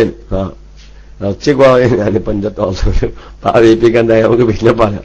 ഞാൻ വരുന്നേത്തെ 2 ദിവസം മുന്നേ വിവരം അറിയിക്കണ്ട്. ഇന്ന ദിവസം ഞാൻ വരും. അപ്പൊ അതിന്റെ 3 ദിവസം മുന്നേ കോഴിനെ പൊതിച്ച് കൂട്ടിലിട്ടാൽ മതി. അല്ലത് മതി. കുറഞ്ഞാലുള്ളത് തിന്നുന്നത് വൃത്തിയിലായിക്കോട്ടെ, അധികമല്ലല്ലോ പ്രശ്നം, ഉള്ളത് നന്നാവുക എന്നുള്ളതല്ലേ. ഏതോ ഇരിക്കട്ടെ. അപ്പൊ ഞാൻ ഉറക്കം പോവാൻ നല്ലതാണ്. ഇങ്ങനത്തെ ഓരോ ചോദ്യങ്ങൾ എന്താണ്, ഈ ഉച്ചന്റെ ശേഷം ഭക്ഷണം കഴിച്ചാൽ ഉറക്കം വരും, പോവാൻ നല്ലതാണ്. അപ്പൊ ഞാൻ പറയട്ടെ, അപ്പൊ 9 വയസ്സ് അതിന്റെ മസല എല്ലാ സഹോദരന്മാരും പ്രത്യേകിച്ച് എന്റെ പുരുഷന്മാരും മനസ്സിലാക്കണട്ടോ. നമുക്ക് വളർന്നു വലുതാവുന്ന പെൺകുട്ടിക്ക് ഒരു 9 വയസ്സാകുമ്പോഴേക്ക് രക്തം കാണുമ്പോൾ അത് ഹൈലാണോ, ഇസ്തിഹാലത്താണോ, ബ്ലീഡിംഗ് ആണോ, രക്തം പോക്കാണോ എന്നൊന്നും പറഞ്ഞ് ബേജാറാവല്ല വേണ്ടി ആദ്യം അതിന്റെ ഇസ്ലാമിക വശം നോക്കണം. ഒരു കുട്ടിക്ക് ഗൾഫിൽ നിന്ന് ഗൾഫിലേക്ക് പോകാൻ വരികയാണ് ഭാര്യന്റെ, എന്താണ് കുട്ടിക്ക് 9 വയസ്സായിട്ടില്ല, ഇഞ്ഞും തന്നെ 10-15 ദിവസം, അല്ലെങ്കിൽ ഇഞ്ഞും തന്നെ എത്ര ദിവസം, പക്ഷെ കുട്ടിക്ക് രക്തം കാണാൻ തുടങ്ങിയിട്ടുണ്ട്. എന്താ നമ്മൾ പെട്ടെന്ന് പറയുന്ന ഹോസ്പിറ്റലിൽ കൊണ്ടേക്കാല ഇന്നാലിനെ എഴുതി, അതല്ല. ആദ്യം എന്റെ കുട്ടിക്ക് കാണുന്നത് ഹൈലാവാൻ സാധ്യതയുണ്ടോ, എന്റെ കുട്ടിക്ക് കാണുന്ന രക്തം ഹൈലാവാൻ സാധ്യതയുണ്ടോ എന്ന് ഒന്ന് മനസ്സിലാക്കേണ്ട ശേഷമേ എന്തിനു ചെയ്യാവൂ, നമ്മൾ പിന്നെ ഹോസ്പിറ്റലിൽ ചിന്തിക്കാവൂ. അപ്പൊ അതിന്റെ മസല എന്താ? അതായത് 9 വയസ്സിന്റെ മുമ്പ്, അതായത് 9 വയസ്സ് പൂർത്തിയാവുന്നതിന്റെ മുമ്പ് കുട്ടികൾക്ക് രക്തം കണ്ടാൽ അത് ഹൈലായി പരിഗണിക്കപ്പെടാൻ പറ്റുമോ എന്നാണ് ചോദ്യം. അതായത് 9 വയസ്സ് പൂർത്തിയാവാൻ 16 ദിവസം തികയില്ല. ശ്രദ്ധിക്കേണ്ട ഒരു മസലയാണ്.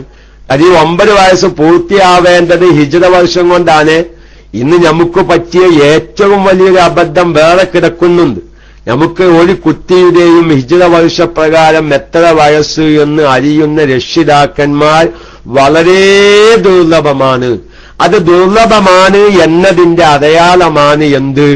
നമ്മളെ മദ്രസ അദിമിനി പട്ടിക, എന്തൊരു പട്ടിക ഉണ്ടല്ലോ, ആ പ്രവേശന പട്ടിക, ആ പട്ടികയിൽ ഹിജ്റ വർഷവും ക്രിസ്തു വർഷവും ചേർക്കണം. പക്ഷെ എല്ലാ മദ്രസകളിലും 99% കുട്ടികളുടെ ഹിജ്റ വർഷത്തിന്റെ കോളം പ്രവേശന പട്ടികയിൽ ഒഴിഞ്ഞു കിടക്കുകയാണ്. എല്ലാ കുട്ടികളുടെയും ക്രിസ്തു വർഷപ്രകാരമുള്ള ഡേറ്റ് ഫില്ലപ്പായി കിടക്കുന്നത് കാണാം. എന്തേ കാരണം? ഹിജ്റ വർഷം നമ്മൾ തീരെ ശ്രദ്ധിക്കുന്നില്ല. ഒരു പെൺകുട്ടിയുടെ രക്ഷിതാക്കന്മാരോട് വളരെ വ്യക്തമായി ഞാൻ പറയുന്നു, പെൺകുട്ടികളുടെ കാര്യത്തിലെങ്കിലും ഹിജ്റ വർഷം നമ്മൾ പ്രത്യേകം പരിഗണിക്കണം. കാരണം രക്തം കാണുമ്പോ ഹിജ്റ വർഷം 9 വയസ്സ് പൂർത്തിയാവാൻ 14 ദിവസം തികയുന്നില്ല. ആ സമയത്ത് കാണുന്ന രക്തം അതെന്താകുന്നു? ഹൈലാകുന്നു. അതുകൊണ്ട് എന്റെ കുട്ടിക്ക് ഹിജ്റ വർഷപ്രകാരം എന്നാണ് 9 വയസ്സ് പൂർത്തിയാവുക എന്ന വിവരം ഉമ്മാക്കല്ല വേണ്ടത്, പുരുഷന്മാരെ. ഈ ഒരു ഉത്തരവാദിത്തം ഉപ്പയായ രക്ഷിതാക്കന്മാരായ പുരുഷന്മാർക്കാണെന്ന് ഞാൻ വളരെ ഗൗരവത്തിൽ നിങ്ങളെ ഞാൻ ഉണർത്തുന്നു. അപ്പൊ നിങ്ങൾ ചോദിക്കും, ഉസ്താദെ എന്റെ കുട്ടിക്ക് 5 വയസ്സായി, അതിഷ്കാലി വരുമല്ലോ ഇല്ലേ, എന്റെ പെൺകുട്ടിക്ക് 5 വയസ്സായി, ഞാൻ ഈ ഒരു പ്രശ്നം ശ്രദ്ധിച്ചിട്ടില്ല, ഞാൻ ഹോസ്പിറ്റലിലുള്ള ആ ക്രിസ്തു വർഷപ്രകാരം എനിക്ക് അറിയുകയുള്ളൂ. എന്റെ പെൺകുട്ടിയുടെ ഹിജ്റ വർഷപ്രകാരമുള്ള ജനന തീയതി എനിക്കിനി എങ്ങനെ അറിയാൻ പറ്റും? അന്ന് ആലോചിച്ച അറിയില്ലല്ലേ എന്ന് പ്രസവിച്ചു. ഇംഗ്ലീഷ് തീയതി നോക്കിയാലും ഒരു നിഗമനം വരല്ലേ കിട്ടും. പേടിക്കണ്ട. നമ്മുടെ സംഘടനയുള്ള കാലത്തോളം പേടിക്കണ്ടെന്നാണ്. കാരണം ഇപ്പൊ അടുത്ത് നമ്മളെ ഒതുക്കുന്ന ഇഹിയാഉ സുന്നയിൽ നിന്ന് പാസ്സായ നമ്മളെ ഫൈസൽ അഹ്സനിയാണ് തോന്നുന്നത്. നമ്മൾ രണ്ടത്താണി ഫൈസൽ അഹ്സനിയുടെ നേതൃത്വത്തിലാണ് എന്നാണ് എന്റെ ഓർമ്മ. ഒരു 2-3 അഹ്സനികൾ കൂടിയിട്ട്, അതായത് ക്രിസ്തു വർഷപ്രകാരമുള്ള ജനന തീയതി നമുക്കറിയുമെങ്കിൽ, അത് നമുക്കെല്ലാവർക്കും അറിയുമെങ്കിൽ അതിലൂടെ ഹിജ്റ വർഷപ്രകാരമുള്ള ജനന തീയതി കണ്ടുപിടിക്കാനുള്ള ഒരു ഹിജ്റ വർഷ കലണ്ടർ എന്ന് പറഞ്ഞ് ഒരു പുസ്തക രൂപത്തിൽ ഇറക്കിയിട്ടുണ്ട്. എന്തോ ഒരു 20 ഉറുപ്യ 30 ഉറുപ്യ ഇതിന് വിലയുള്ളൂ. അത് സുലൈമാ ഉസ്താദൊക്കെ അത് അംഗീകരിച്ചിട്ടുണ്ട്. അതുകൊണ്ട് ഈ ഒരു ക്ലാസിന്റെ സന്ദേശമായി എന്റെ പ്രിയപ്പെട്ട രക്ഷിതാക്കന്മാരാകുന്ന എല്ലാ പുരുഷന്മാരോടും പറയുന്നു, പെൺകുട്ടികളുള്ളവരൊക്കെയും അവനവന്റെ ആവാത്തത് ഹൈലിന്റെക്കും പ്രായമായി പെൺകുട്ടികൾക്ക് ഹൈലൊക്കെ തുടങ്ങിയിരിക്കുന്നു, കെട്ടിച്ചയച്ചിക്കുന്നു. ഇപ്പോ ഹിജ്റ വർഷം അതിഞ്ഞിലാച്ചിട്ട് കുഴപ്പമൊന്നുമില്ല. ഒരു 6 വയസ്സ് 7 വയസ്സൊക്കെ ആയ പെൺകുട്ടികൾ ഉള്ളവരൊക്കെയും തന്റെ പെൺകുട്ടികളെ ഹിജ്റ വർഷം നോക്കി വെച്ചില്ലെങ്കിൽ ആ പെൺകുട്ടികൾക്ക് രക്തം കാണുന്ന സമയത്ത് ഇത് ഏത് വകുപ്പാണെന്ന് അറിയാതെ വിഷമിക്കും. അത് കണ്ടുപിടിക്കാനുള്ള ഹിജ്റ വർഷം 150 എന്തോ ഒരു കലണ്ടർ ഏതായാലും 1-2 അഹ്സനികൾ കൂടി നമ്മുടെ സുലൈമാ ഉസ്താദൊക്കെ അതിന് വലിയ അംഗീകാരമൊക്കെ നൽകിയിട്ടുണ്ട്. സാധാരണ ആർത്തവം ഇല്ലാത്ത ഒരു സ്ത്രീ മരുന്ന് കുടിച്ചുകൊണ്ട് ആർത്തവമായ ശുദ്ധിയായ ശേഷം നിസ്കരിക്കണോ? ഇൻഷാ അല്ലാ അസീസ് 313 മറക്കണ്ട, ഞാൻ ലാസ്റ്റ് പറയാം. അപ്പൊ ഏതായാലും ഇത് 9 വയസ്സ് പൂർത്തിയാവാൻ 14 ദിവസം തികയില്ല. 14 ദിവസം തികയില്ല. ഇനി 9 വയസ്സ് പൂർത്തിയാവാൻ ഒരു 15 ദിവസമുള്ളൂ. ആ സമയത്താണ് ഒരു കുട്ടിക്ക് രക്തം കണ്ടതെങ്കിൽ ആ കണ്ട രക്തം എന്താകുന്നു? ഹൈലാകുന്നു. നേരെ മറിച്ച് 16 ദിവസത്തിലധികമുണ്ട്. അതുകൂടി ഒരു ഉദാഹരണം പറയാ, ഒരു പെൺകുട്ടിക്ക് 9 വയസ്സ് പൂർത്തിയാവാൻ 20 ദിവസമുണ്ട്. അപ്പൊ ഉദാഹരണം പറയാ, അതിപ്പോ ജനുവരി 20-ാം തീയതിയാണ് ഒരു പെൺകുട്ടിക്ക് 9 വയസ്സ് പൂർത്തിയാവുക. ഞാൻ ജനുവരി 20 നിങ്ങൾ പറഞ്ഞ റബീഉൽ അവ്വൽ 20-ന് അല്ലെങ്കിൽ റബീഉൽ അവ്വൽ 20-ന് ഒരു പെൺകുട്ടിക്ക് ഹിജ്റ വർഷപ്രകാരം 9 വയസ്സ് പൂർത്തിയാകുന്നു. നല്ല ശ്രദ്ധിക്കണം ഈ മസല. പക്ഷെ ഒരു പെൺകുട്ടിക്ക് എന്ത് ചെയ്യുന്നു? റബീഉൽ അവ്വൽ 1 മുതൽ രക്തം കാണാൻ തുടങ്ങി എങ്കിൽ ഈ റബീഉൽ അവ്വൽ 1, 2, 3, 4 ചില്ലറ മണിക്കൂറും കാണുന്ന രക്തം ഇസ്തിഹാലത്താകുന്നു, ബ്ലീഡിംഗ് ആകുന്നു, അമിതാർത്തവമാകുന്നു, രക്തം പോക്കാകുന്നു. അത് കഴിഞ്ഞിട്ടുള്ള ബാക്കിയുള്ള സമയം ഈ കുട്ടിക്ക് കാണുന്ന രക്തം ഹൈലുമാകുന്നു. അല്ല, മനസ്സിലാക്കണം. ആദ്യം പറഞ്ഞത് എങ്ങനെ? റബീഉൽ അവ്വൽ 20-ന് ഈ പെൺകുട്ടിക്ക് ഹിജ്റ വർഷപ്രകാരം 9 വയസ്സ് പൂർത്തിയാകുന്നു. പക്ഷേ ഈ പെൺകുട്ടിക്ക് രക്തം കാണാൻ തുടങ്ങിയത് എന്ന് മുതലാണ്? റബീഉൽ അവ്വൽ 7 മുതലാണ്. 7 മുതൽ. അപ്പൊ 14 ദിവസം തികയില്ല. 9 വയസ്സ് പൂർത്തിയാവാൻ 14 ദിവസം തികയില്ല. റബീഉൽ അവ്വൽ 6 മുതൽ 7 മുതലേക്കും കാണുമ്പോ അപ്പൊ ആ കണ്ടത് ഫുള്ള് ഹൈല് രക്തമായിട്ടാണ് പരിഗണിക്കുക. നേരെ മറിച്ച് റബീഉൽ അവ്വൽ 20-ന്റെ അന്ന് 9 വയസ്സ് പൂർത്തിയാകും. പക്ഷേ റബീഉൽ അവ്വൽ 1-ന്റെ അന്ന് തന്നെ രക്തം കാണാൻ തുടങ്ങി. അങ്ങനെ തുടർച്ചയായി 20 ദിവസം രക്തം കണ്ടു എങ്കിൽ പ്രിയപ്പെട്ട ശ്രോതാക്കളെ, രക്ഷിതാക്കന്മാരെ, ഈ പെൺകുട്ടിയെ സംബന്ധിച്ച് റബീഉൽ അവ്വൽ 1, 2, 3, 4 ചില്ലറ സമയവും, അതായത് 14 ദിവസത്തിനേക്കാൾ അധികമുള്ള സമയത്ത് കണ്ട രക്തം ഇസ്തിഹാലത്തും 14 ദിവസത്തിന്റെ താഴേക്ക് കാണുന്ന രക്തം ഹൈലുമായിട്ടാണ് പരിഗണിക്കുക എന്ന കാര്യം എന്റെ പ്രിയപ്പെട്ട ശ്രോതാക്കൾ വ്യക്തമായി മനസ്സിലാക്കണം. എന്റെ പ്രിയപ്പെട്ട ആ ചോദ്യകർത്താവിനും അതുപോലെ തന്നെ മറ്റു ശ്രോതാക്കൾക്കും ഈ വിഷയം മനസ്സിലായിട്ടുണ്ടാകുമെന്ന് വിശ്വസിക്കുന്നു. മനസ്സിലാവാത്തവർക്ക് വീണ്ടും ചോദിക്കാം എന്ന് ഞാൻ പ്രത്യേകം ഉണർത്തുന്നു. പിന്നെ ഇവിടെ ചില ചോദ്യങ്ങളൊക്കെ ഒന്ന് മനസ്സിലാക്കണം കേട്ടോ. വീണ്ടും ആവർത്തനം വരാൻ സാധ്യതയുണ്ട്. മുമ്പത്തെ ക്ലാസ്സിലേക്കും ചോദിച്ചതാവാം. എങ്കിലും പുതിയ ശ്രോതാക്കൾക്കും അന്ന് ചോദിച്ചവർക്ക് തന്നെ ചിലപ്പം ഒരൊറ്റ ക്ലാസ് കൊണ്ട് അതിന്റെ ഇഷ്കാല് തീരാത്തവരുണ്ടാവും. രണ്ടാമത്തെ വിശദീകരണം കേൾക്കുമ്പോ വീണ്ടും അവർക്കത് ഉപകാരം ചെയ്യുമെന്ന നിലയ്ക്ക്, അതായത് ഒരു സ്ത്രീക്ക് സാധാരണ ആർത്തവം 7 ദിവസമാണ് ഉണ്ടാകാറുള്ളത്. പക്ഷെ വിട്ടാണ് ഈ രക്തം കാണുന്നത്. അതൊക്കെ നമ്മൾ വ്യക്തമായി പറഞ്ഞതാണ്. എങ്കിലും സ്ത്രീകള് ബുദ്ധി കുറവാണ്, ഓർമ്മശക്തി കുറവാണ്, മനസ്സിലാക്കാനുള്ള തന്റേടം കുറവാണ്. പല പ്രാവശ്യം പറഞ്ഞാലേ അവർക്കത് മനസ്സിലാവുകയുള്ളൂ എന്നൊക്കെ മനസ്സിലാക്കി ഞാൻ ഒന്നുകൂടി പറയാം. അതായത് 7 ദിവസം രക്തം കാണുന്നു ഇടവിട്ടാണ് രക്തം കാണുന്നത്. അപ്പൊ എന്തു ചെയ്യുന്നുള്ളതാണ്.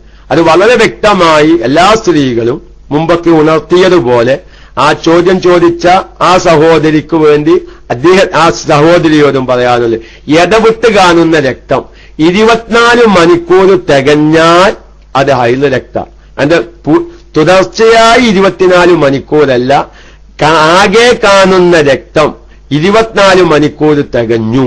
അപ്പൊ ഒരു ദിവസം ഇതൊരു 10 മണിക്കൂർ കണ്ട്, പിന്നെ ഒരു ദിവസം കണ്ടില്ല, മൂന്നാമത്തെ ദിവസം 10 മണിക്കൂർ കണ്ട്, പിന്നെ ഒരു ദിവസം കണ്ടില്ല, പിന്നെ അഞ്ചാമത്തെ ദിവസം 4 മണിക്കൂറും കണ്ട്. ഇപ്പൊ ആദ്യം കണ്ട 10ഉം പിന്നെ കണ്ട 10ഉം പിന്നെ കണ്ട 4ഉം ആകെ കൂട്ടിയാൽ 24 മണിക്കൂറായി. ആ 24 മണിക്കൂറായി കഴിഞ്ഞാൽ ആ കണ്ട രക്തം ഹൈല രക്തമാണ്. അപ്പൊ അത് കുളിച്ച് ശുദ്ധിയായി നിസ്കാരത്തിലേക്ക് പ്രവേശിക്കണം. വീണ്ടും രക്തം കാണുകയാണെങ്കിൽ സ്റ്റോപ്പ് ചെയ്യണം. വീണ്ടും രക്തം കാണുകയാണെങ്കിൽ നിന്നാൽ കുളിക്കണം. അവിടെ എല്ലാ സഹോദരിമാർക്ക് വേണ്ടി പുരുഷന്മാരും ശ്രദ്ധിക്കുക. 24 മണിക്കൂർ രക്തം കണ്ടതിനു ശേഷം നിന്നു, ഒന്ന് കുളിച്ച് ശുദ്ധിയായി. പക്ഷേ പിന്നെ 1 മണിക്കൂർ 24 മണിക്കൂർ രക്തം കണ്ടതിനു ശേഷം ആ രക്തം നിൽക്കുകയും ഹൈലാണെന്ന് തീരുമാനിച്ച് കുളിച്ച് ശുദ്ധിയായി നിസ്കാരത്തിലേക്ക് പ്രവേശിക്കുകയും വീണ്ടും 1 മണിക്കൂർ രക്തം കണ്ടു. അപ്പൊ ചില സഹോദരിമാരുടെ ഇഷ്കാല്, ഇനി ഉസ്താദെ കുളിക്കണോ? കാരണം എന്താ പറഞ്ഞ്, ഒരിക്കൽ 24 മണിക്കൂർ കണ്ടു, ശുദ്ധിയായി, കുളിച്ചു, നിസ്കാരത്തിലേക്ക് പ്രവേശിച്ചു. അതിനുശേഷം 1-2 ദിവസം കഴിഞ്ഞ്, അല്ലെങ്കിൽ അന്ന് രാത്രി തന്നെ 1 മണിക്കൂർ കൂടി രക്തം കണ്ടു, രക്തം നിന്നു. എന്നാൽ ഈ 1 മണിക്കൂർ കണ്ടാൽ ഇനി രണ്ടാമത് കുളിക്കണം. അതെന്താ? ഈ 1 മണിക്കൂർ ഹൈല രക്തം പൂർത്തിയായതിനു ശേഷം പുറപ്പെട്ട രക്തമാണ്. അപ്പൊ ഈ 1 മണിക്കൂർ അതിലേക്കാണ് കൂട്ടുക. അപ്പൊ 1 മണിക്കൂറാണെങ്കിലും 1 മണിക്കൂർ കണ്ട് 24 മണിക്കൂറിന് ശേഷം രക്തം നിന്ന് കുളിച്ച് ശുദ്ധിയായി വീണ്ടും 1 മണിക്കൂർ കണ്ടാൽ ആ 1 മണിക്കൂർ അല്ലെങ്കിൽ അരമണിക്കൂർ അല്ലെങ്കിൽ 5 മണിക്കൂറൊക്കെ ആവാം. അത്രയും മണിക്കൂറുകൾക്ക് ശേഷം രക്തം വീണ്ടും നിന്നാൽ രണ്ടാമത് വീണ്ടും കുളിക്കൽ നിർബന്ധമാകുന്നു. അതുതന്നെ കാണുന്നത് 15 ദിവസത്തിന്റെ ഉള്ളിൽ ആവണം. 15 ദിവസത്തേക്കാൾ വിട്ട് കടക്കാനും പാടില്ല. ഇതൊക്കെയും പല പ്രാവശ്യം നമ്മൾ വിശദീകരിച്ചത് കൊണ്ട്, പിന്നെ ഒരു പുതിയ ശ്രോതാവിന്റെ ചോദ്യം പരിഗണിച്ചത് കൊണ്ട് വീണ്ടും മറുപടിയിലേക്ക് കടന്നതാണ് എന്ന് പ്രത്യേകം ഉണർത്തുന്നു. പിന്നെ മറ്റൊരു വിഷയമുള്ളത്, ഓരോ മാസവും വ്യത്യസ്തമായ കണക്കുകളിലാണ് ആർത്തവമുണ്ടാകുന്നത്. അതായത് ഒരു മാസം ഒരു 5 ദിവസം ഉണ്ടാവും, ഒരു മാസം 2 ദിവസം ഉണ്ടാവും, ചില മാസം 3 ദിവസം ഉണ്ടാവും.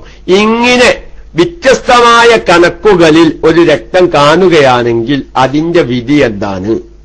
അവിടെ അതിന്റെ വിധി പറയുകയാണെങ്കിൽ, ആകെ കണ്ട രക്തം, അത് നിങ്ങൾ എത്ര കണ്ടാലും ശരി, ആകെ കണ്ട രക്തം 24 മണിക്കൂർ പൂർത്തിയാകുകയും 15 രക്തം കണ്ടേടം മുതൽ 15 ദിവസത്തിന്റെ ഉള്ളിലായി ആകെ കണ്ട രക്തം 24 മണിക്കൂർ തികഞ്ഞിട്ടുണ്ടെങ്കിൽ ഈ കണ്ട രക്തമൊക്കെ എന്താണ്? ഹൈലായിട്ട് പരിഗണിക്കുന്നതാണ്. അപ്പൊ അത് 2 നിബന്ധനയാണ് പരിഗണിക്കുക. ആകെ കണ്ട രക്തം 24 മണിക്കൂർ തികയണം. പിന്നെയോ രക്തം കണ്ടേടം മുതൽ 15 ദിവസത്തിന്റെ ഉള്ളിലായി 24 മണിക്കൂർ കാണണം. 15 ദിവസത്തെയും വിട്ട് കടന്നിട്ടാണ് 24 മണിക്കൂർ തികഞ്ഞതെങ്കിൽ അവരെന്താവില്ല, ഈ കണ്ടതൊന്നും ഹൈലാകുകയില്ല. ഒന്നുകൂടി വളരെ സ്ത്രീകൾ ശ്രദ്ധിക്കേണ്ട ഒരു വിഷയമാണ്. 1-ാം തീയതി മുതൽ രക്തം കാണാൻ തുടങ്ങി, 15-ാം തീയതി ഉള്ളിൽ ആകെ കണ്ട രക്തം 24 മണിക്കൂർ തികഞ്ഞില്ല. 16-ാം തീയതി കണ്ട രക്തം കൂട്ടിയിട്ടാണ് 24 മണിക്കൂർ തികഞ്ഞതെങ്കിൽ ആ പെണ്ണ് ആ കണ്ടതൊന്നും ഹൈലല്ല, ആ കണ്ടതൊക്കെയും ഇസ്തിഹാലത്താണ്. അതിന്റെ പേരിൽ നിസ്കാരങ്ങൾ ഉപേക്ഷിച്ചിട്ടുണ്ടെങ്കിൽ ആ നിസ്കാരങ്ങളൊക്കെയും ഖളാ വീട്ടൽ നിർബന്ധമാകുമെന്ന് സാന്ദർഭികമായി ഉണർത്തുന്നു. ഇനി മറ്റൊരു ചോദ്യം വന്നിട്ടുള്ളത്, ഓരോ മാസവും എന്തു ചെയ്യുന്നു? ആർത്തവം പുറപ്പെടുന്ന ഒരു സഹോദരിയാണ്. പക്ഷേ ഒരു മാസം എന്തു ചെയ്തു? ഒരു 7 ദിവസം രക്തം കണ്ടു. വളരെ വ്യക്തമായി മനസ്സിലാക്കണം. സാധാരണഗതിയിൽ സാധാരണഗതിയിൽ ആർത്തവ രക്തം പുറപ്പെടുന്ന ഒരു സഹോദരി യഥയിൽ വെച്ച് വ്യത്യാസപ്പെടുക. ഇതൊക്കെയും പലപ്പോഴും സഹോദരിമാർക്ക് സംഭവിക്കുന്നതാണ്. കറക്റ്റ് 6-7 ദിവസം രക്തം കാണുന്ന സഹോദരിമാർക്ക് ചില മാസങ്ങളിൽ കാണാൻ 2 ദിവസം രക്തം കണ്ടിത്തരാണ്ട് നിൽക്കും. സാധാരണ അവർക്ക് കാലങ്ങളോളമായിട്ട്, ശ്രദ്ധിക്കണേ, കാലങ്ങളോളമായിട്ട് അവർക്ക് 6 ദിവസം അല്ലെങ്കിൽ 5 ദിവസം ഹൈല രക്തം കാണുന്ന ഒരു സഹോദരിയാണ്. പക്ഷേ ഒരു മാസം 2 ദിവസമേ രക്തം കണ്ടുള്ളൂ, രക്തം നിന്നു. എന്നാൽ ഇനി സാധാരണ മുൻമാസങ്ങളിൽ രക്തം കാണുന്ന അത്രയും സമയം കാത്തു നിൽക്കണോ? ശ്രദ്ധിക്കണേ, ഇത് ഒരുപാട് സഹോദരിമാര് ചോദിച്ചത് ഒരു സഹോദരിയാണെങ്കിലും ഒരുപാട് സഹോദരിമാർക്ക് ഇന്ന് ആവശ്യമായി വരുന്ന ഒരു വിഷയമാണത്. കാലങ്ങളോളമായി ഹൈലരക്തം കാണാൻ തുടങ്ങിയതം മുതൽ 6-7 ദിവസം രക്തം കാണും, അല്ലെങ്കിൽ 6 ദിവസം. അത് കറക്റ്റാണ്. അതാണ്ടായി കുളിച്ച് ശുദ്ധിയായ പിന്നെ ഒരു 28 ദിവസം അല്ലെങ്കിൽ 35 ദിവസം കഴിഞ്ഞിട്ടാണ് വീണ്ടും രക്തം കാണുന്നത്. പക്ഷെ ഒരു മാസം ഈ പെണ്ണിന് എന്ത് ചെയ്യാന്? ഒരു മാസം ആകെ 2 ദിവസം രക്തം കണ്ടു, അല്ലെങ്കിൽ ഒരു 3 ദിവസം രക്തം കണ്ടു, രക്തം അങ്ങോട്ട് സ്റ്റോപ്പായി.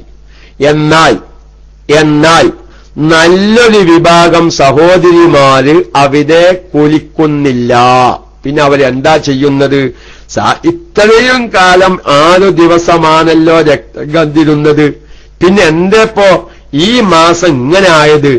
നമുക്കൊന്ന് കാത്തോക്കുക, നാളത്തെ കയ്യത്തെ, മറ്റന്നാക്കലത്തെ കയ്യത്തെ, അല്ലെങ്കിൽ നമ്മൾ സാധാരണ ദിവസമാവട്ടെ എന്ന് പ്രതീക്ഷിച്ചു നിൽക്കുന്ന, കാത്തു നിൽക്കുന്ന ഒരുപാട് സഹോദരിമാരുണ്ട്.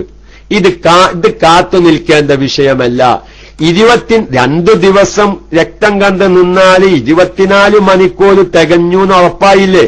ആ പെണ്ണ് കുളിച്ചു ശുദ്ധിയായി നിസ്കാരത്തിലേക്ക് പ്രവേശിക്കണം എന്നാണ് മസ്അല. ശ്രദ്ധിക്കണേ, നിസ്കാരത്തിലേക്ക് പ്രവേശിക്കണം. എനിക്ക് ഇത്രയും കാലമായിട്ട് 6 ദിവസമാണ് രക്തം കാണാറുള്ളത്, എന്തപ്പോ ഈ മാസം 2 ദിവസമോ അല്ലെങ്കിൽ 3 ദിവസമോ രക്തം കണ്ടിട്ട് അത് നിന്നത്. അതുകൊണ്ട് ഇനി സാധാരണ കാണുന്നത് വരെ കാത്തു നിൽക്കട്ടെ എന്ന് വിചാരിക്കുന്ന പല സഹോദരിമാരുമുണ്ട്. സഹോദരിമാരെ, 2 ദിവസം രക്തം നിന്നോ, കുളിച്ചു ശുദ്ധിയായി നിസ്കാരത്തിലേക്ക് വയ്ക്കണം. പക്ഷേ ചിലപ്പോ യാദൃശികമായി മാസം തീരെ കണ്ടില്ലാന്ന് വരും. സുബ്ഹാനല്ലാഹ്, എന്ത് ചെയ്തു? 2 ദിവസം രക്തം കണ്ടു നിന്നു, കുളിച്ചു ശുദ്ധിയായി നിസ്കാരത്തിന് തുടങ്ങി. അങ്ങനെ 2-3-4 ദിവസം നിസ്കരിച്ചു. ആ 3 ദിവസം നിസ്കാരക്കും കഴിഞ്ഞപ്പണ്ട് 5-ാമത്തെ ദിവസം അല്ലെങ്കിൽ 6-ാമത്തെ ദിവസം വീണ്ടും രക്തം കാണുന്നു. ഉസ്താദെ, അന്ന് ഞാൻ പറഞ്ഞില്ല, നിങ്ങൾ ഇന്ന സ്വീപ്പാക്കെന്താണ്, ഇക്കാര്യം അത് ഇഞ്ഞുണ്ടാവുന്നു. സാധാരണ അങ്ങനെയാണ് ഉണ്ടാവാറുള്ളത്. നിങ്ങൾ കുളിച്ച് നിക്കരിക്കാൻ പാകത്തല്ലേ ഞാൻ കുളിച്ച് നിക്കരിച്ചത്? അല്ല. അപ്പൊ ഞങ്ങളിപ്പോ ഇനി 6-ാമത്തെ ദിവസം വീണ്ടും രക്തം കാണുകയാണെങ്കിൽ അത് ഹൈലല്ലേ? അപ്പൊ ആ ഹൈലിന്റെയും ആ കണ്ട രക്തത്തിന്റെയും ഈ കണ്ട രക്തത്തിന്റെയും മെതയില് രക്തം കാണാത്ത ദിവസം ഹൈല് പറ്റതല്ലേ? അതേ സഹോദരി. അപ്പൊ അന്ന് ഞങ്ങൾ നിസ്കരിച്ചില്ലേ? അപ്പൊ ഹൈലാവസരത്തിലല്ലേ ഞങ്ങൾ നിസ്കരിച്ചത്? അത് ഹൈലാവസരം ആണെന്നറിയാതെയാണ് നിസ്കരിച്ചത്, ഹൈലാവസരത്തിലല്ല നിസ്കരിച്ചത്. 2 ദിവസം രക്തം കണ്ടു, രക്തം നിന്നു, കുളിച്ചു ശുദ്ധിയായി നിസ്കാരത്തിലേക്ക് കടന്നു. ഞാൻ ഈ മസ്അല പല പ്രാവശ്യം പറഞ്ഞതാണ്. വീണ്ടും ഒരു സഹോദരി ചോദിച്ചപ്പോ ഈ സംശയം അങ്ങോട്ട് തീരുന്നില്ല സഹോദരിമാർക്ക്. കാരണം ഇതുവരെ മനസ്സിലാക്കി വെച്ചത് എതിര് ഞാൻ നേരത്തെ പറഞ്ഞ മാതിരി അതവർക്കത് ഉൾക്കൊള്ളാൻ സാധിക്കുന്നില്ല. അതുകൊണ്ട് എന്റെ പ്രിയപ്പെട്ട ശ്രോതാക്കള്, നമ്മുടെ സ്ത്രീകൾക്ക് നല്ലോണം അങ്ങോട്ട് തിരത്തേച്ചിട്ട് വീണ്ടും ഞാൻ എന്താക്കാന് ആവർത്തിക്കാണ്. അപ്പൊ അതുകൊണ്ട് അത് ഞങ്ങൾ ഹൈലാവസരത്തിലല്ല നിസ്കരിച്ചത്. അല്ല, നിങ്ങൾ ഹൈലാവസരത്തിൽ, നിങ്ങളുടെ ഭാവനയിൽ ഹൈലാവസരത്തിലല്ല. കാരണം ഹലോ, ബാങ്ക് കൊടുക്കുന്നുണ്ട്. ആരെങ്കിലും 2 മിനിറ്റ് മൈക്കയിലേക്ക് വന്നാൽ ഇനി ചോദ്യങ്ങൾ കുറെ കിടക്കുന്നുണ്ട്, സമയത്തിനനുസരിച്ച് വിശദീകരിക്കാം.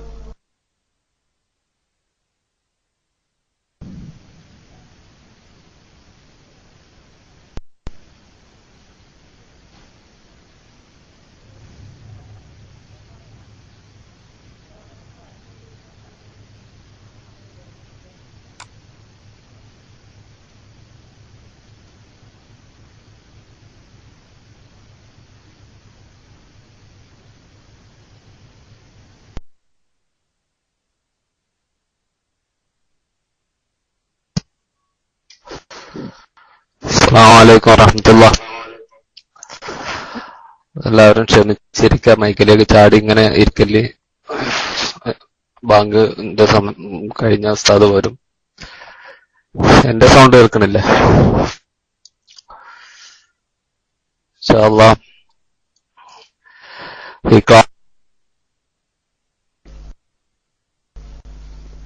വഅലൈക്കും അസ്സലാം. അപ്പൊ ഏതായിരുന്നാലും ഒരു കാരണവശാലും 2 ദിവസം രക്തം കാണുകയും അത് നിന്നാൽ ഇനി കഴിഞ്ഞ മാസങ്ങൾ ഉണ്ടാകുന്ന അത്രയും സമയം പ്രതീക്ഷിച്ച് കുളിക്കാതെ നിസ്കരിക്കാതെ എന്റെ പ്രിയപ്പെട്ട സഹോദരിമാര് അങ്ങനെ അബദ്ധത്തിൽ കുടുങ്ങിയ ഒരാളും അത് ചെയ്തു പോവരുത്. 24 മണിക്കൂറിന് ശേഷം രക്തം നിന്നാൽ കുളിക്കുക, ശുദ്ധിയാവുക, നിസ്കാരം തുടങ്ങുക. ഇനി നിങ്ങൾക്ക് വീണ്ടും രക്തം കാണുകയാണോ, നിസ്കാരം നിർത്തിവെക്കുക. ഇനി രക്തം കാണുന്നത് 24 മണിക്കൂർ കണ്ടോളണം എന്നില്ല. അരമണിക്കൂർ കണ്ടാലും വീണ്ടും കുളിക്കൽ നിർബന്ധമാകും. കാരണം ഈ രക്തം മറ്റേലേക്ക് ചേർക്കുന്നത് കൊണ്ട് അവന് 24 മണിക്കൂറിന്റെ പ്രശ്നം ഉദിക്കണില്ല എന്നും സാന്ദർഭികമായി ഉണർത്തുന്നു. പിന്നെ ഇവിടെ കാര്യമായ മറ്റൊരു സംശയം വന്നിട്ടുള്ളത്, മാസമുറ എന്നല്ലേ ഉസ്താദേ ഇതിന് പറയാ. അപ്പൊ അത് മാസത്തിലൊരിക്കലല്ല ഉണ്ടാവുക. അപ്പൊ മാസത്തിൽ 2 വട്ടം ഉണ്ടായാല് ഈ 2 വട്ടം ഉണ്ടായത് ഹൈലാണോന്നാണ്. ഞാനിപ്പോ നമ്മളെ കണ്ണമംഗലം സാഹിബ് പറഞ്ഞ മാതിരി ഇതിപ്പോ എന്താന്ന് വെച്ചാൽ പൂച്ചക്കെന്താ പൊന്നോക്കിനോത്ത് എന്ന് കാനന്മാർക്കൊരു ചൊല്ലുണ്ട്. പൂച്ചക്കെന്താ പൊന്നോക്കിനോത്ത് എന്ന മാതിരി എന്റെ പുരുഷന്മാരെന്ത് വിചാരിക്കും, ഇതൊക്കെ പെണ്ണുങ്ങൾക്കുള്ള വാർത്താനം, അയാളിതിങ്ങനെ നിങ്ങൾ കേൾക്കണോ? അത് നമ്മളതിന്റെ ഗൗരവം പറഞ്ഞിട്ടുണ്ട്. പെണ്ണുങ്ങൾക്ക് വിളിച്ചിട്ട് പെണ്ണുങ്ങൾക്ക് മസാല അറിയില്ലെങ്കിൽ 4 ആഖിറത്തില് പുരുഷന്മാരായ നമ്മളാണ് അതിന് കുറ്റക്കാര്. കാരണം ആ പെണ്ണിനിത് പഠിക്കൽ നിർബന്ധമാണ്. അപ്പൊ അതുകൊണ്ട് കണ്ണമംഗലം പറഞ്ഞ മാതിരി നായിനെ കാണുമ്പോ എന്താണ് കല്ല് കാണൂല, കല്ല് കാണുമ്പോ നായിനെ കാണൂല എന്ന് പറഞ്ഞ മാതിരി ചിലപ്പോ ഇത് ആവശ്യമുള്ള നേരത്ത് നമുക്ക് ചിലപ്പോ ഉസ്താദന്മാരെ കിട്ടിയില്ലാന്ന് വരും. അന്ന് ചിലപ്പോ അബുറയ്യാൻ ചിലപ്പം കബറിലാവും, അല്ലെങ്കിൽ അതിന് പറ്റാവുന്ന ഉസ്താദന്മാർ ഉണ്ടായില്ലാന്ന് വരും. ഇപ്പൊ നിങ്ങളെ ഭാര്യയ്ക്ക് 25 വയസ്സേക്കാലം അല്ലെങ്കിൽ 35 വയസ്സേക്കാലം ഒരു 42 വയസ്സാവുമ്പോ അന്ന് നിങ്ങൾ ഈ മസ്അല എന്റെ ഭാര്യക്കൊരു ഒക്കത്തെ നിസ്കാരം കള ആവരുതെന്ന് ഈമാനുള്ള പുരുഷന്മാര് പറച്ചോനെ അന്നിങ്ങനെ കുറെ കാലം മുന്നേ KM മൈസൂർ അങ്ങനെ ഒരു വിഷയക്കും പറഞ്ഞിന്.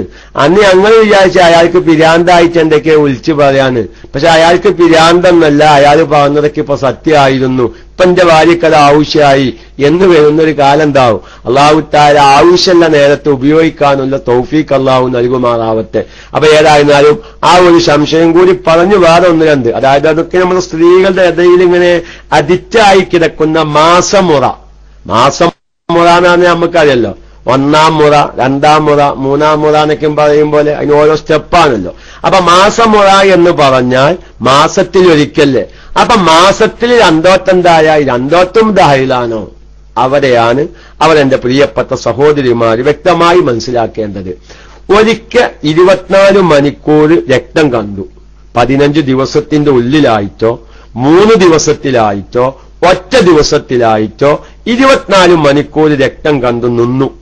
പിന്നെ പൂർണ്ണമായും 15 ദിവസത്തിനു ശേഷം വീണ്ടും രക്തം കണ്ടാൽ ഈ 2 രക്തത്തിന്റെ ഇടയിൽ പൂർണ്ണമായും 15 ദിവസം ശുദ്ധി ലഭിച്ചതിന്റെ ശേഷമാണ് 2ാമത് രക്തം കാണുന്നതെങ്കിൽ അത് ചിലപ്പോൾ മാസത്തിൽ തന്നെ മടങ്ങി വന്നതായിരിക്കാം.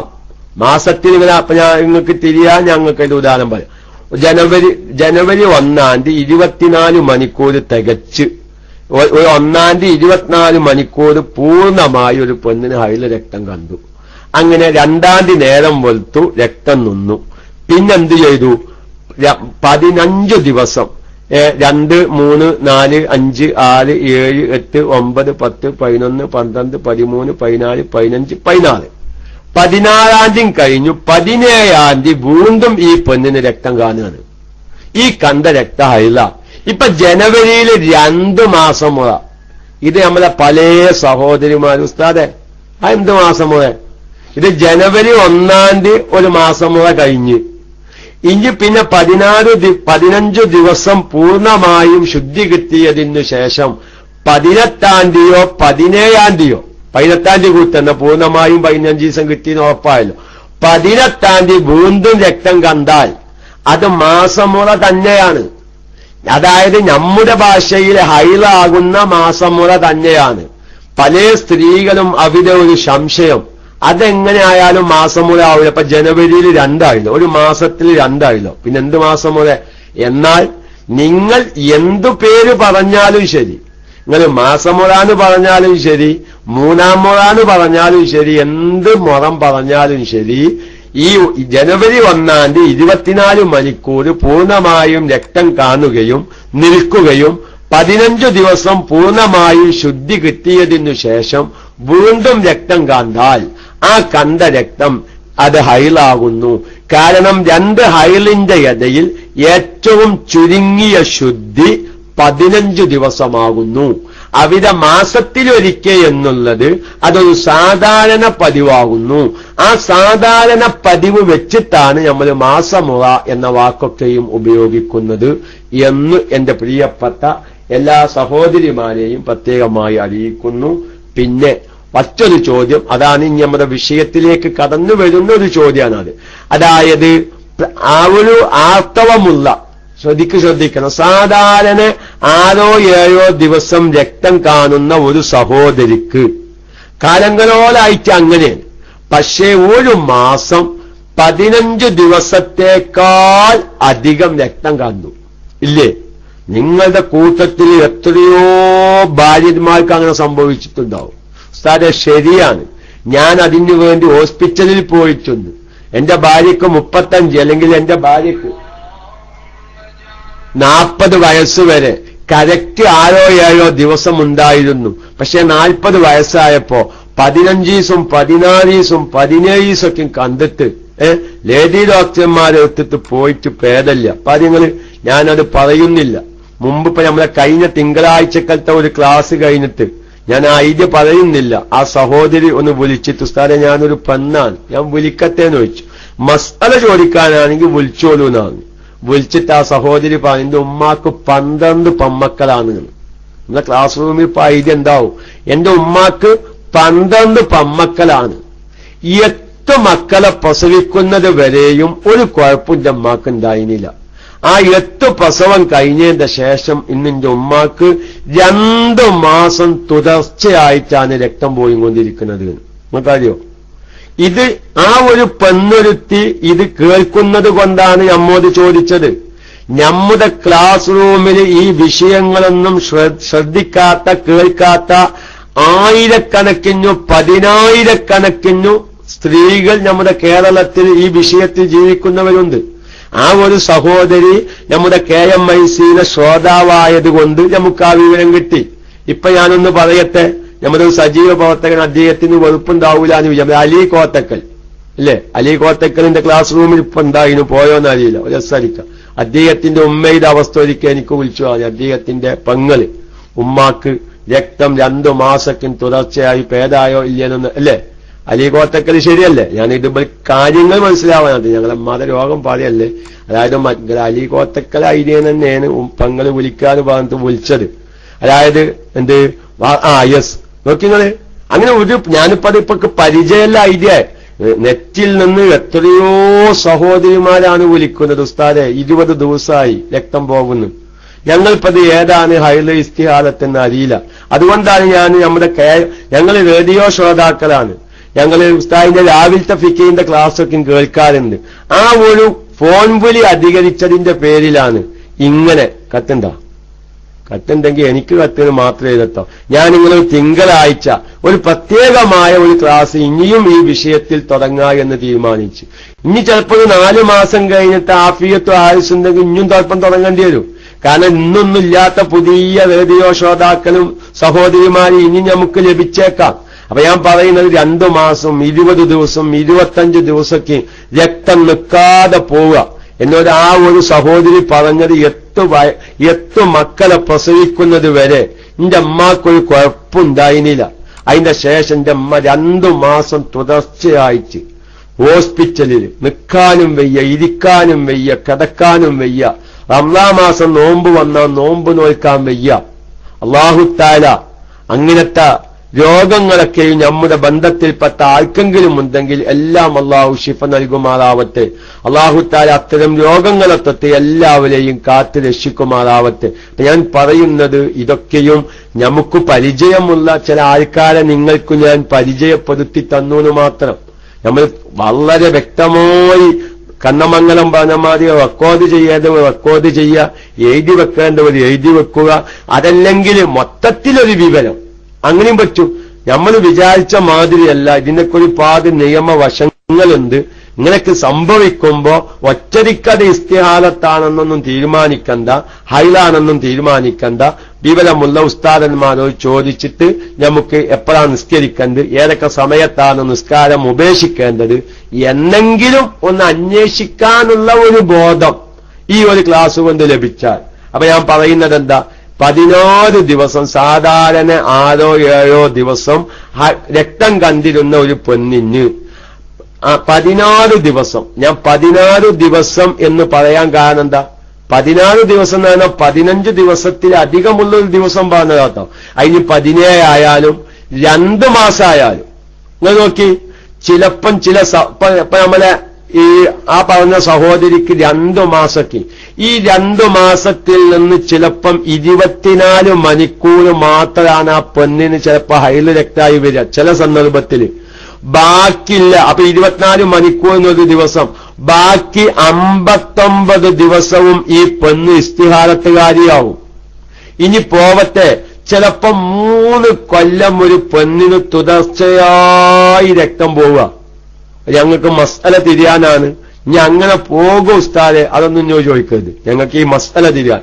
ഒരു പെണ്ണിന് 2010 ജനുവരി 1 തുടങ്ങിയതാ രക്തം പോക്ക്. 2013 ഡിസംബർ 31 ആയിട്ട് ആ രക്തം പോക്ക് നിന്നിട്ടില്ല. നിങ്ങൾ സങ്കല്പിക്കല്ലോ, വിചാരിക്കാൻ നിങ്ങൾക്ക് എന്താ ചെലവ്. പണ്ട് ചെങ്ങായി ചോദിച്ചു അമേരിക്കക്ക് പോവാനെന്ന്. ഞാൻ അമേരിക്ക പോവാൻ വിചാരിക്കാൻ ചെലവെന്താണ്? എനിക്ക് ചെലവൊന്നുമില്ല, വിചാരിക്കല്ലേ, അതിന് ചെലവൊന്നുമില്ല എന്നാണ്.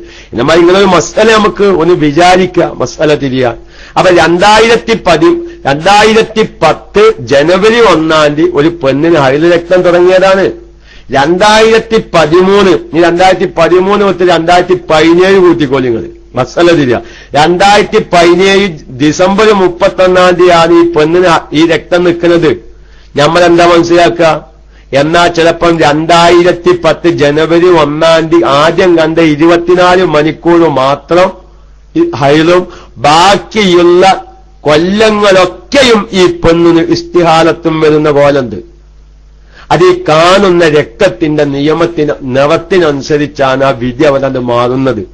ഞാൻ പറയുന്നത് വലിയൊരു വിഷയമാണ്. നമ്മൾ ദ്വാരിക്കുക.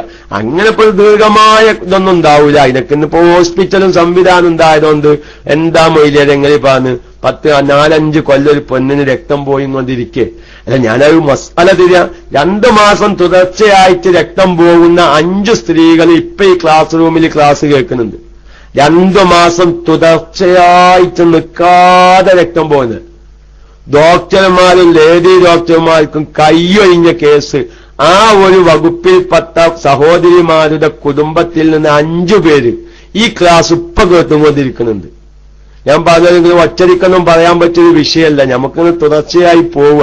നിങ്ങൾ കേക്കി, നിങ്ങൾ ഒരു ക്ലാസ് കൊണ്ട് നിങ്ങൾക്ക് മനസ്സിലാവുന്നില്ലെങ്കിൽ നിങ്ങൾക്ക് വിളിക്കാം, എനിക്കതിന് വിരോധമില്ല എന്നും പറഞ്ഞു. അപ്പൊ ഞാൻ പറയുന്നത്, അങ്ങനെ എത്ര ആളുണ്ടാവും ഇതിപ്പോ, അല്ലെങ്കിൽ അത് ഉസ്താദിനോട് പറയാൻ ലജ്ജ, അല്ലെങ്കിൽ നമ്മുടെ അദ്മിനിമാരോട് പറയാൻ ലജ്ജ, അല്ലെങ്കിൽ മൈക്കില്ലാത്തതിന്റെ പേരിൽ പുരുഷന്മാരില്ലാത്തതിന് ഒരു PM അയക്കാൻ സാധിക്കാത്തവര്, റേഡിയോ മൈക്ക് കേൾക്കുന്നവര്, ഇതൊന്നും കേൾക്കാത്ത എത്രയോ ആൾക്കാർ നമ്മുടെ കുടുംബത്തിലില്ലേ, നമ്മുടെ അയൽവാസികളിലില്ലേ, നമ്മുടെ മക്കളിലില്ലേ, പെൺമക്കളിലില്ലേ. 16 ദിവസം 17 ദിവസം രക്തം പോയിട്ട് നിസ്കാരം പാതയെ ഉപേക്ഷിക്കുന്ന സഹോദരിമാർ 100 കണക്കിനാണ്. ഈ കാലഘട്ടത്തിൽ എനിക്ക് മസ്അല അറിയിലാണ് പറഞ്ഞിട്ട് ഒക്കെ നിസ്കാരം ഉപേക്ഷിച്ചാൽ നമ്മൾ ഗൾഫ് ജീവിതമൊന്നും ആഖിറത്തിൽ റബ്ബ് നമ്മളെ വിജയിപ്പിക്കൂല. തന്റെ ഭാര്യയ്ക്ക് പഠിപ്പിക്കേണ്ട മസ്അല പഠിപ്പിക്കാതെ നീ ഗൾഫ് ജീവിതം കൊണ്ട് മക്കൾക്ക് തിന്നാൻ കൊടുത്തതെന്നും പറഞ്ഞതുകൊണ്ട് മാത്രമേ നമ്മൾ രക്ഷപ്പെടൂല. അതുകൊണ്ടാണ് ഞാൻ എന്റെ പുരുഷന്മാർക്ക് കണ്ണമംഗലം പറഞ്ഞ മാതിരി അത് ഉൾക്കൊള്ളാൻ സാധിക്കുന്നില്ലെങ്കിൽ ഉൾക്കൊല്ലിപ്പിക്കാൻ വേണ്ടിയിട്ടാണ് ഞാൻ പറഞ്ഞു എന്ന് മാത്രം. അപ്പോൾ 16 ദിവസം എന്നുള്ളത് ഇസ്തിഹാലത്താവാനുള്ള ഒരു ചെറിയ ടൈമാണത്. ഒരു 16 അപ്പൊ സാധാരണ 6 7 ദിവസം രക്തം കാണുന്ന ഒരു പെണ്ണ്, ആ പെണ്ണിന് ഒരു മാസം എന്ത് ചെയ്യാണ് 16 ദിവസം അല്ലെങ്കിൽ 20 ദിവസം സ്ഥിരമായിട്ട് അതിന്റെ രക്തം കാണുക. ലേഡി ഡോക്ടർ ഗുളിക കൊടുത്തു പലതും കഴിച്ചു, രക്തം നിൽക്കുന്നില്ല. എന്നാൽ ഈ പെണ്ണിന് വരെ ഈ മാസം ഹൈലുണ്ട്, അയ്യോപ്പ എല്ലാ മാസവും 6 ദിവസം 5 ദിവസം രക്തം കാണുന്ന ഒരു പെണ്ണിന് ഇതാ ഒരു മാസത്തില് 15 ദിവസത്തിലധികം 16 17 20 25 2 മാസോ ഏതോ ആവട്ടെ ഒരു പെണ്ണിന് രക്തം കാണുകയാണ്. എന്നാൽ ഈ പെണ്ണിന് ഹൈലുണ്ട്. ഏതാണ് ഹൈല്? ഹൈലുള്ള സമയത്ത് ഖുർആൻ ഓതാൻ പാടില്ല, നിസ്കരിക്കാൻ പാടില്ല, ഭർത്താക്കന്മാരുമായി ബന്ധപ്പെടാൻ പാടില്ല, ഒരുപാട് കാര്യം ആവാമില്ലേ. ഇസ്തിഹാലത്തുള്ള സമയം നിസ്കരിക്കണം, ഖുർആൻ ഓതണം, ഭർത്താവിന് ബന്ധപ്പെടാം, നോമ്പ് നോൽക്കണം, ഒക്കെയും ചെയ്യാം.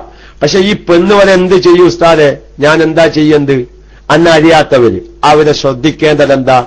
ഈ കാണുന്ന രക്തം അതാണ് കഴിഞ്ഞ ക്ലാസ്, ഇനി അത് ഓർമ്മൊന്ന് പുതുക്കണം നിങ്ങൾ. അതായത് അങ്ങനെ 15 ദിവസത്തിലധികം രക്തം വിട്ടുകിടക്കുന്നുവെങ്കിൽ അവരെന്താ ചെയ്യേണ്ടത്? സാധാരണ ഹൈലുള്ള ഒരു പെണ്ണാണ്, പക്ഷെ കാണുന്ന രക്തത്തിന്റെ ഇടയിൽ വേർതിരിക്കാനുള്ള മാനദണ്ഡമുണ്ടോ? അതാണ് നമ്മുടെ കഴിഞ്ഞ ക്ലാസ് പറഞ്ഞത്. കവിയായ രക്തം, ലഈഫായ രക്തം എന്ന് പറഞ്ഞാൽ ശക്തി കൂടിയ രക്തം, ശക്തി കുറഞ്ഞ രക്തം. ശക്തി കൂടിയത് ഹൈലും ശക്തി കുറഞ്ഞത് ഇസ്തിഹാലത്തും എന്ന് തീരുമാനിക്കണം. അതിന് ശക്തി കൂടിയതും ശക്തി കുറഞ്ഞതും എങ്ങനെ തീരുമാനിക്കുക? ശക്തി കൂടിയതും ശക്തി കുറഞ്ഞതും എങ്ങനെ തീരുമാനിക്കുക? അതിനാണ് ഞാൻ കഴിഞ്ഞ ക്ലാസ്സിൽ പറഞ്ഞത്. മറന്നവർക്ക് വേണ്ടി, പുതിയ ശ്രോതാക്കൾക്ക് വേണ്ടി ഒറ്റവാക്കിൽ പറയുന്നു. ഏറ്റവും നിറം കൂടിയത് കറുത്ത രക്തമാണ്, പിന്നെ ചുവപ്പാണ്, പിന്നെ തവിട്ട നിറത്തിലുള്ളതാണ്, പിന്നെ ഇളം ചുവപ്പ്, പിന്നെ മഞ്ഞങ്ങനെ പോലും. അപ്പൊ ഏറ്റവും ശക്തി കൂടിയ രക്തം ഹൈലായി പരിഗണിക്കണം, ഏറ്റവും ശക്തി കുറഞ്ഞത് ഇസ്തിഹാലത്തായിട്ടും പരിഗണിക്കണം. ഈ ഒരു മസ്അല തിരിയാൻ ഇങ്ങനെ 20 ദിവസം രക്തം കണ്ട ഒരു പെണ്ണൊരുത്തി, ഈ പെണ്ണൊരുത്തിക്ക് 10 ദിവസം നല്ല കറുത്ത നിറത്തിൽ രക്തം പുറപ്പെട്ടു, 10 ദിവസം സാധാ ചുവന്ന നിറത്തിലും രക്തം പുറപ്പെട്ടു. ഇവിടെ ഈ പെണ്ണ് സാധാരണ 15 ദിവസം ഹൈലും 5 ദിവസം ഇസ്തിഹാലത്തും എന്നല്ല തീരുമാനിക്കേണ്ടത്. ശക്തി കൂടിയ രക്തമാകുന്ന കറുത്ത നിറത്തിൽ പുറപ്പെട്ട രക്തമെല്ലാം ഹൈലാണെന്ന് വെക്കുക, ചുവന്ന നിറത്തിൽ പുറപ്പെട്ട രക്തമെല്ലാം ഇസ്തിഹാലത്താണെന്നും വെക്കുക. അങ്ങനെയാണ് തീരുമാനിക്കേണ്ടത്. അവിടെ തന്നെ എന്റെ പ്രിയപ്പെട്ട സഹോദരിമാരോട് ഒരൊറ്റ മസ്അല പറഞ്ഞ് ഇന്നത്തെ ക്ലാസ് ഞാൻ അവസാനിപ്പിക്കും. 4 മണി കഴിഞ്ഞ് ഞാൻ 1 മണിക്കൂർ പറഞ്ഞതാണ്. ഞങ്ങൾ ഐഡിയ കൂടി എല്ലാവർക്കും ഒന്നുമില്ല, ഒന്ന് നിർത്തിക്കാലി എന്നൊന്നും പറയാത്തത് കൊണ്ട് ഞാൻ തുടർന്നതാണ്. ഒരൊറ്റ മസ്അല അവരെ അടുത്ത ക്ലാസ്സിലേക്കൊരു തുടക്കം കുറിച്ചുകൊണ്ട് ഒരു മസ്അല. ഒരു പെണ്ണിന് ആദ്യമായിട്ട് രക്തം കാണാണ്, ആദ്യമായി തന്റെ ജീവിതത്തിൽ 13ാമത്തെ വയസ്സിൽ അല്ലെങ്കിൽ 15ാമത്തെ വയസ്സിൽ ആദ്യമായി രക്തം കാണാം. അങ്ങനെ ഒരു ജനുവരി 1-ാം തീയതി മുതൽ ജീവിതത്തിൽ ആദ്യമായി രക്തം കാണാൻ തുടങ്ങി. 10 ദിവസം എന്തു ചെയ്തു? 10 ദിവസം എന്തു ചെയ്തു? കറുത്ത നിറത്തിലുള്ള രക്തമാണ് ആ കുട്ടിക്ക് വന്നത്, ആ പെൺകുട്ടിക്ക് വന്നത്. 11ാമത്തെ ദിവസമാകുമ്പോൾ ചുവന്ന നിറത്തിലേക്ക് രക്തം മാറി. അപ്പൊ നിങ്ങൾ അവരെന്തു ഇവിടെ മസ്അല മാറി കേട്ടോ. നമ്മൾ ആദ്യം പറഞ്ഞു ചുവന്ന നിറത്തിലും ഇസ്തിഹാലത്താണ്, ഇവിടെ കുലിക്കാരായിട്ടില്ല. ഇവിടെ നിസ്കാരം തുടങ്ങണമെങ്കിൽ ഇനിയും ഈ പെൺകുട്ടി വെയിറ്റ് ചെയ്യണം. അപ്പൊ ഉസ്താദ് എങ്ങനെ പറഞ്ഞില്ലേ ചുവന്ന നിറത്തിലുള്ളത് ഇസ്തിഹാലത്താണ്, അപ്പൊ ഇനി കറുത്തത് കണ്ട് നിന്ന് ഇനി ചുവന്നത് കാണാൻ പോവുകയാണ്. അപ്പൊ കുളിച്ച് ശുദ്ധിയായി നിസ്കാരത്തിലേക്ക് പ്രവേശിച്ചൂടെ? പറ്റില്ല. എന്റെ കാരണം ഇതാദ്യമായി കാണുകയാണ്. 15 ദിവസം വരെ വെയിറ്റ് ചെയ്യണം.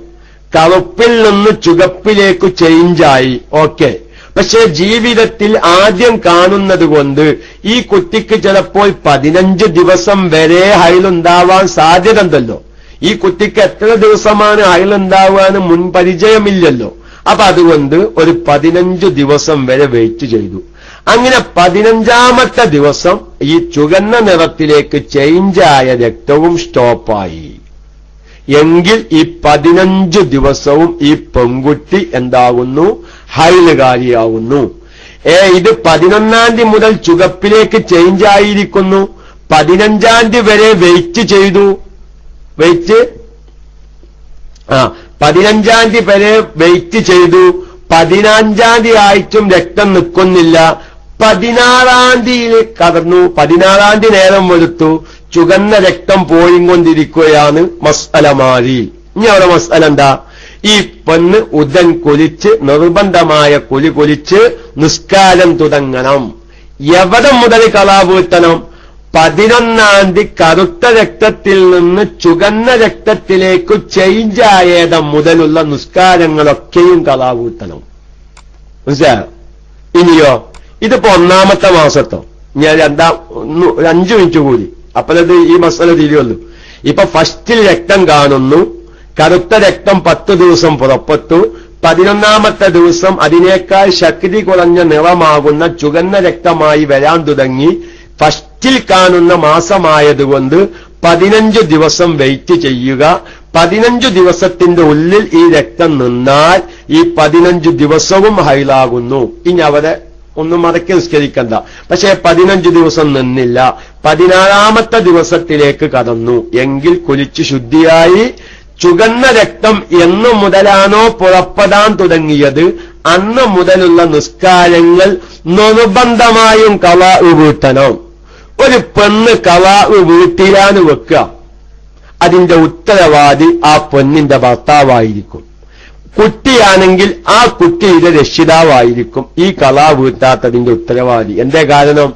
ഈ മസ്അല നമ്മുടെ കുട്ടിക്ക് നമ്മൾ പഠിപ്പിച്ചില്ല. ഇതാണ്. ഇനി 2-ാമത്തെ മാസത്തോ ഇനി ഇതേ കുട്ടിക്ക് തന്നെ അടുത്ത മാസം മെൻസസ് ഉണ്ടാവുകയാണ്. ആ അടുത്ത മാസം ഫെബ്രുവരി 1-ാം തീയതി എന്ത് ചെയ്തു? രക്തം കാണാൻ തുടങ്ങി. അങ്ങനെ ഫെബ്രുവരി 10-ാം തീയതി വരെ കറുത്ത രക്തം പുറപ്പെട്ടു. ഫെബ്രുവരി 11-ാം തീയതി ആയപ്പോ ചുവന്ന രക്തം ചേഞ്ചായി എന്ന് പറഞ്ഞാൽ ചുവന്ന രക്തമായി പുറപ്പെടാൻ തുടങ്ങി. ഇവിടെ ഈ പെൺകുട്ടി എന്ത് ചെയ്യാൻ പറ്റൂല? 15-ാം തീയതി വരെ കാക്കാൻ പറ്റൂല. എപ്പോഴാണോ ഏറ്റവും ശക്തി കൂടിയ രക്തത്തിൽ നിന്ന് ശക്തി കുറഞ്ഞ രക്തത്തിലേക്ക് ചേഞ്ചായത് അവിടം വെച്ച് ഈ കുട്ടി കുലിച്ച് നിസ്കാരം തുടങ്ങണം. ഇസ്തിഹാറത്തുകാരി നിസ്കരിക്കും പോലെ നിസ്കരിക്കണം. ഓക്കെ, ഞാൻ അവസാനിപ്പിക്കുകയാണ്. അത്യാവശ്യ ആർക്കെങ്കിലും എന്തെങ്കിലും ചോദിക്കാണ്ടെങ്കിൽ നമ്മുടെ തജ്വീദിന്റെ ക്ലാസ് ഇന്ന് തിങ്കളാഴ്ചയാണ്. ഹാഫിൽ മജീദ് ഉസ്താദിന്റെ കുണ്ടൂരിലെ തജ്വീദിന്റെ ക്ലാസിന്റെ സമയമാണ്. ഉസ്താദ് നിസ്കാരം കഴിഞ്ഞ് എത്തിക്കണോ എന്നറിയില്ല. അത്യാവശ്യം ഉണ്ടെങ്കിൽ അല്ലെങ്കിൽ ഇതിന്റെ ആരെങ്കിലും മൈക്കയിലേക്ക് വന്ന് പോവുക. ഏതായിരുന്നാലും ഞാൻ അവസാനിപ്പിക്കുകയാണ്. നോക്കിങ്ങൾ, ഈ മാസത്തെ വിധിയല്ല അടുത്ത മാസം. ഇനി അടുത്ത മാസത്തൊക്കെ ആകെ കോലം മതി. അപ്പൊ ഇത് ഞാൻ വളരെ ആത്മാർത്ഥമായി പറഞ്ഞത് വീണ്ടും പറഞ്ഞ് നിങ്ങളെ ഞാൻ ബുദ്ധിമുട്ടിക്കുകയല്ല, വിഷമിപ്പിക്കുകയല്ല. ഇത് ഇപ്പോൾ നിങ്ങളുടെ ഭാര്യന്മാർക്കും നമ്മുടെ സ്ത്രീകൾക്കൊന്നും ഇല്ലെങ്കിൽ ഹൈള് രക്തം വിരാമം കുറിക്കുന്ന പ്രായമാകുമ്പോൾ ഏകദേശം 40-42 വയസ്സാകുമ്പോൾ നമ്മുടെ മിക്ക സ്ത്രീകൾക്കും ആകെ ചേഞ്ച് ആവുകയും തകിടം മറിയുകയും ഇസ്തിഹാരത്തും ഹൈലും വേർതിരിച്ചറിയാനുള്ള മാനദണ്ഡം കൈവശത്തിൽ ഇല്ലാത്ത കാരണത്താൽ ഒരുപാട് സഹോദരിമാർ നിസ്കാരത്തെ ഉപേക്ഷിച്ച് എന്റെ സ്ത്രീകൾക്കുള്ള ഒരുപാട് ക്ലാസുകൾ ഞാൻ എന്റെ ജീവിതത്തിൽ ഞാൻ പറഞ്ഞില്ല, ഞാനൊരു പൊങ്ങച്ചം പറയുകയില്ല. എനിക്ക് ഇതൊരു വലിയ താല്പര്യമുള്ളൊരു വിഷയമാണ്. സാധാരണക്കാർക്ക് തെറ്റുകൾ തിരുത്തിങ്ങനെ കൊടുക്കുമ്പോ അവരൊക്കെയും ഒരു സാധുവായ ഞാൻ മരിച്ചു എന്ന് കേൾക്കുമ്പോ ഒരു ദുആ ലഭിക്കും. ആ ദുആയായിരിക്കും നാളെ ആഖിറത്തിലെ ഏറ്റവും വലിയ വിജയം. ഞാൻ പലവരും എന്നെ വിളിച്ചിട്ട് ഞാൻ ഉസ്താദിന് ഫേസ്ബുക്ക് ഉണ്ടാക്കി തരാം, അപ്പൊ കുറെ വിവരങ്ങൾ അറിയാൻ ഞാൻ അവരെ വേണ്ട. കാരണം നമ്മൾ ആ ഫേസ്ബുക്ക് നോക്കുന്ന 10 മിനിറ്റ് ഏതെങ്കിലും ഒരു ഫിഖീന്റെ കിതാബിന്റെ ഒരു പേജ് നോക്കിയാൽ ഒരു മസ്അല കിട്ടിയാൽ അൽഹംദുലില്ലാ. ഇപ്പൊ ഞാൻ അടുത്തൊരു മസ്അല കണ്ടു, വല്ലാത്ത ഭയങ്കര രസകരമായ ഒരു മസ്അലയായിരുന്നു. ഒരു ഹൈലുമായി ബന്ധപ്പെട്ട ഒരു മസ്അലയാണ്. യാദർശികമായി വേറൊരു മസ്അല നോക്കാൻ വേണ്ടി ഹിഫയുടെ വ്യാഖ്യാന ഗ്രന്ഥമായ ഷെർവാനി നോക്കിയതാണ്. സുബ്ഹാനല്ലാഹ്. അപ്പൊ ഞാൻ എത്രയോ പ്രാവശ്യം പല വിഷയങ്ങൾക്ക് നോക്കാറുണ്ടെങ്കിലും ഇപ്പോ 2-3 ദിവസം മുന്നേന് ആ മസ്അല എന്റെ ശ്രദ്ധയിൽപ്പെട്ടത്. ഇൻഷാ അല്ലാഹ് അതൊരു ഹജ്ജിന്റെ സമയത്ത് അല്ലെങ്കിൽ ഉംറയുടെ സമയത്ത് സ്ത്രീകൾക്കുണ്ടാകുന്ന ഹൈലുമായി ബന്ധപ്പെട്ടൊരു മസ്അലയാണ്. ഏതായിരുന്നാലും അത് സമയം പറയുമ്പോൾ അത് പറയാം. അപ്പൊ ഞാൻ പറയുന്നത് പ്രിയപ്പെട്ട സഹോദരിമാര്, എല്ലാ പുരുഷന്മാരും, അപ്പൊ അതുകൊണ്ട് വളരെ ഒരു ഗഹനമായ വിഷയം എന്ന നിലക്ക് നിങ്ങളൊക്കെയും ആർക്കെങ്കിലും ഒരു അതൃപ്തി തോന്നിയിട്ടുണ്ടെങ്കിൽ ചിലപ്പം കഴിഞ്ഞ ക്ലാസ്സിൽ പറഞ്ഞത് ഈ ക്ലാസ്സിൽ വന്നിട്ടുണ്ടാവും. കാരണം ഒരു വിഷയത്തിന്റെ അവസ്ഥ ഇതാണ്. കാരണം നിങ്ങൾക്കും എനിക്കുമുള്ള ഭാര്യന്മാർക്കുള്ള അവസ്ഥയല്ല മറ്റു ചില സ്ത്രീകളുടെ അവസ്ഥ.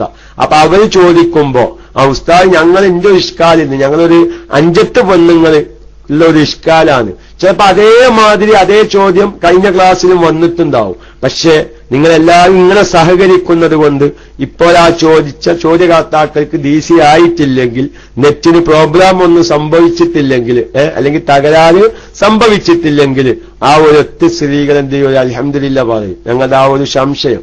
അപ്പൊ അതുകൊണ്ട് ഹൈലും ഇസ്തിഹാദത്തും വേർതിരിച്ചറിയാനുള്ള മാനദണ്ഡം ഈ കാലഘട്ടത്തിൽ വളരെ ആവശ്യമായി വരുന്ന ഒരു വിഷയമാണ്.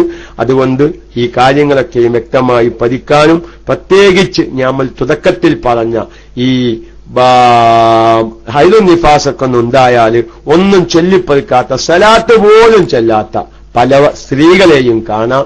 അവരെക്കതിയിൽ നിന്ന് ബോധവൽക്കരണം നടത്തി ഞാൻ 10 മണിക്കത്തെ ക്ലാസ്സിൽ ഉണർത്തിയതുപോലെ ഈ സ്ത്രീകളുടെ ശരീരത്തിൽ ആ സമയത്ത് ദുർഗന്ധവും ചിലപ്പം വൃത്തികേടുമുള്ള സമയമാണ്. നമ്മുടെ വീടിന്റെ പല ഭാഗത്തും പൈശാചികമായ ജിന്നുകൾ കാവലിരിക്കുന്ന പല അവസ്ഥകളും നമ്മൾ ഉണ്ടാക്കി വെച്ചിട്ടുണ്ട്. ഈ സമയങ്ങളിൽ നമ്മൾ ദിക്റും മൗലൂദെല്ലാം സലാത്തൊക്കെ നിർത്തിവെച്ചാൽ ആ ദുർബോധ മനസ്സുള്ള പൈശാചികമായ ജിന്നുകൾ നമ്മുടെ സ്ത്രീകളുടെ ശരീരത്തിൽ ചേക്കേറാൻ വളരെയധികം സാധ്യതകളുണ്ട്. അതൊക്കെയും ശ്രദ്ധിച്ച് കഴിവിന്റെ പരമാവധി അവൾ ചൊല്ലിപ്പോരുന്ന ആ സലാത്തും ദിക്റൊക്കെ നിലനിർത്തി ജീവിക്കാൻ തന്നെ അവർക്ക് നിങ്ങൾ ബോധ്യപ്പെടുത്തണം എന്നുണർത്തി സമയം വൈകുകയോ അതല്ലെങ്കിൽ ആർക്കെങ്കിലും ആവർത്തന വിരസത അനുഭവപ്പെടുകയോ ചെയ്തിട്ടുണ്ടെങ്കിൽ ഞാൻ അവരോട് മാപ്പ് ചോദിക്കുന്നു. പക്ഷേ എന്റെ പ്രിയപ്പെട്ട ശ്രോതാക്കൾക്ക് അതിലാത്തവ വിരസത തോന്നിയിട്ടുണ്ടായിരിക്കില്ല. ഇതൊന്നും ആവശ്യം ഇല്ലാത്ത ചില പുരുഷന്മാർക്ക് തോന്നിയേക്കാം. ഇതിങ്ങനെ പറഞ്ഞു തന്നെ പറയുകയാണ്. എനിക്കതിന് വിരോധമില്ല. അല്ലാഹു തആല നമ്മുടെ സ്ത്രീകൾക്ക് ഓർമ്മശക്തി കുറവാണ്, ഓർമ്മക്കുറവ് കുറവാണ്. ചിലപ്പോൾ എഴുതാൻ അറിയാത്ത സ്ത്രീകളുണ്ടാവും. ചില സ്ത്രീകളൊക്കെ പറഞ്ഞു ഞങ്ങൾ എഴുതുന്നുണ്ട്, ഞങ്ങൾ എഴുതിയിട്ട് കൈ കുഴങ്ങിയിരിക്കുന്നു, നോട്ട് കുഞ്ഞു കുറെ വാങ്ങേണ്ടി ഈ കോലത്തിലാണെങ്കിൽ. എന്നാൽ ചില സ്ത്രീകൾക്ക് ഇത് കേൾക്കാൻ മാത്രമേ അറിയുള്ളൂ, അവർക്ക് എഴുതാനും അറിയില്ല.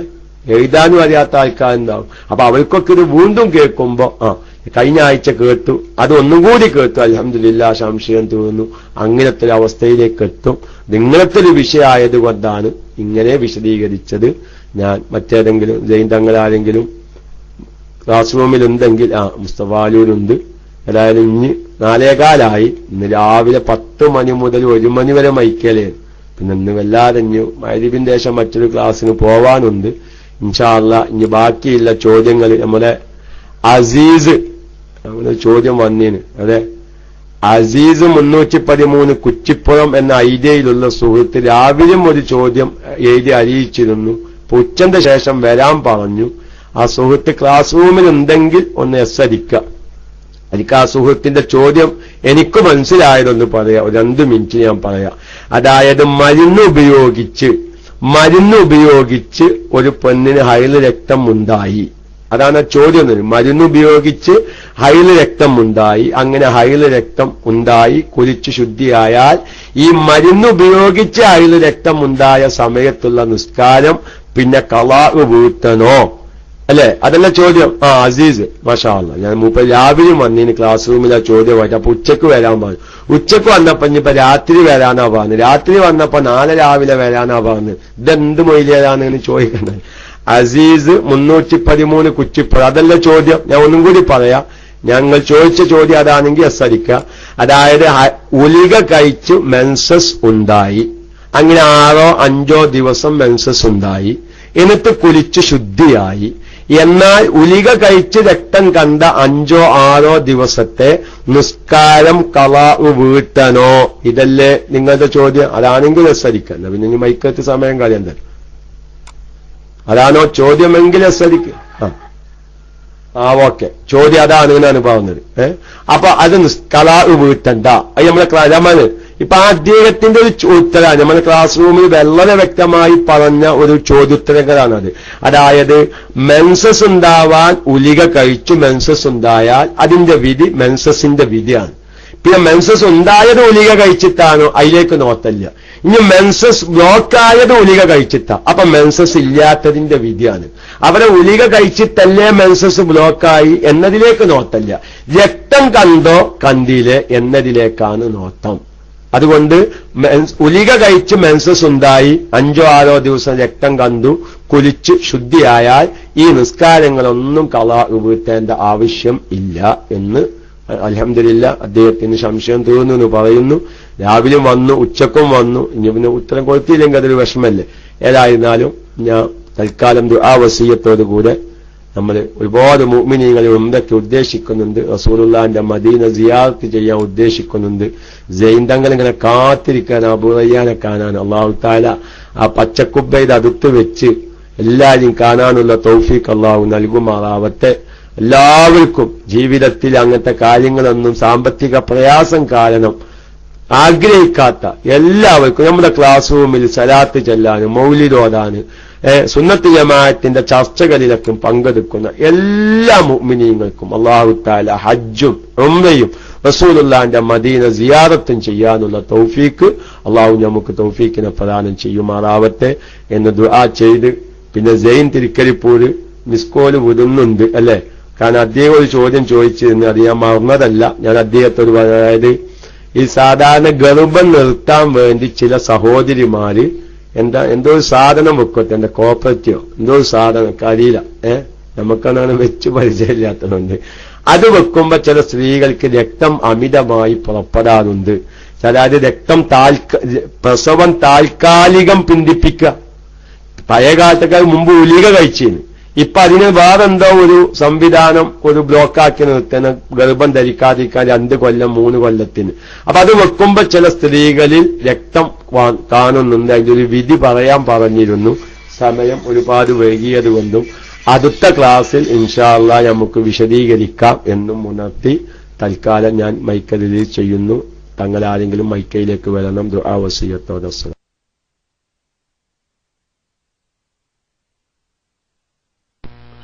ഉസ്താദെ 3 ദിവസമായി ഒരു ചോദ്യം 3 ചോദ്യങ്ങളുണ്ട് ഇവിടെ വന്നതാണ്. 3 ദിവസമായി ഉസ്താദിനായിട്ട് ഇതിനു വേണ്ടി നടക്കുന്നു. ഉസ്താദ് തിരക്കിലായ കാരണം ക്ലാസ്സിന് ടൈം ആകുമ്പോൾ വേറെ ചോദ്യകർത്താക്കൾ വരും, പിന്നെ ചോദിക്കാൻ പറ്റൂല. ഒന്ന് ചോദിച്ച് തഹജ്ജുദ് നിസ്കാരത്തില് അവനും പറഞ്ഞാണ്, പക്ഷെ അദ്ദേഹം കേട്ടില്ല. തഹജ്ജുദ് നിസ്കാരത്തിൽ പ്രത്യേകമായി ഓതാൻ വല്ല സൂറത്ത് ഏതിലുണ്ടോ, സുന്നത്തുള്ള സൂറത്ത് ഏതിലുണ്ടോ എന്നാണ് ഒന്നാമത്തെ ചോദ്യം. ക്ലാസ് റൂമിൽ സൂറത്ത് ഉണ്ടെങ്കിൽ അദ്ദേഹം ഉസ്താദ് മറുപടി പറഞ്ഞാൽ അദ്ദേഹം കേട്ടോളും.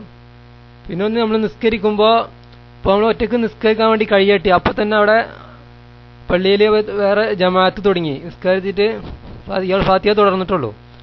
അപ്പൊ തന്നെ ഇദ്ദേഹം തൊട്ടടുത്ത് തന്നെ ജമാഅത്ത് 2-3 ആൾക്കാർ ജമാഅത്ത് തുടങ്ങി. അപ്പോൾ ഇദ്ദേഹത്തിന് കൈ അയച്ചുകൊണ്ട് ആ ജമാഅത്തിൽ കൂടാൻ പറ്റുമോ, അതല്ല അങ്ങനെ തന്നെ നിസ്കരിക്കൊണ്ട് അത് ജമാഅത്തിൽ തുടങ്ങുന്നതുകൊണ്ട് കുഴപ്പമുണ്ടോ, അതല്ല അങ്ങനെ തന്നെ നിസ്കാരം പൂർത്തിയാക്കണമെന്നാണ് അദ്ദേഹം ചോദിച്ചത്.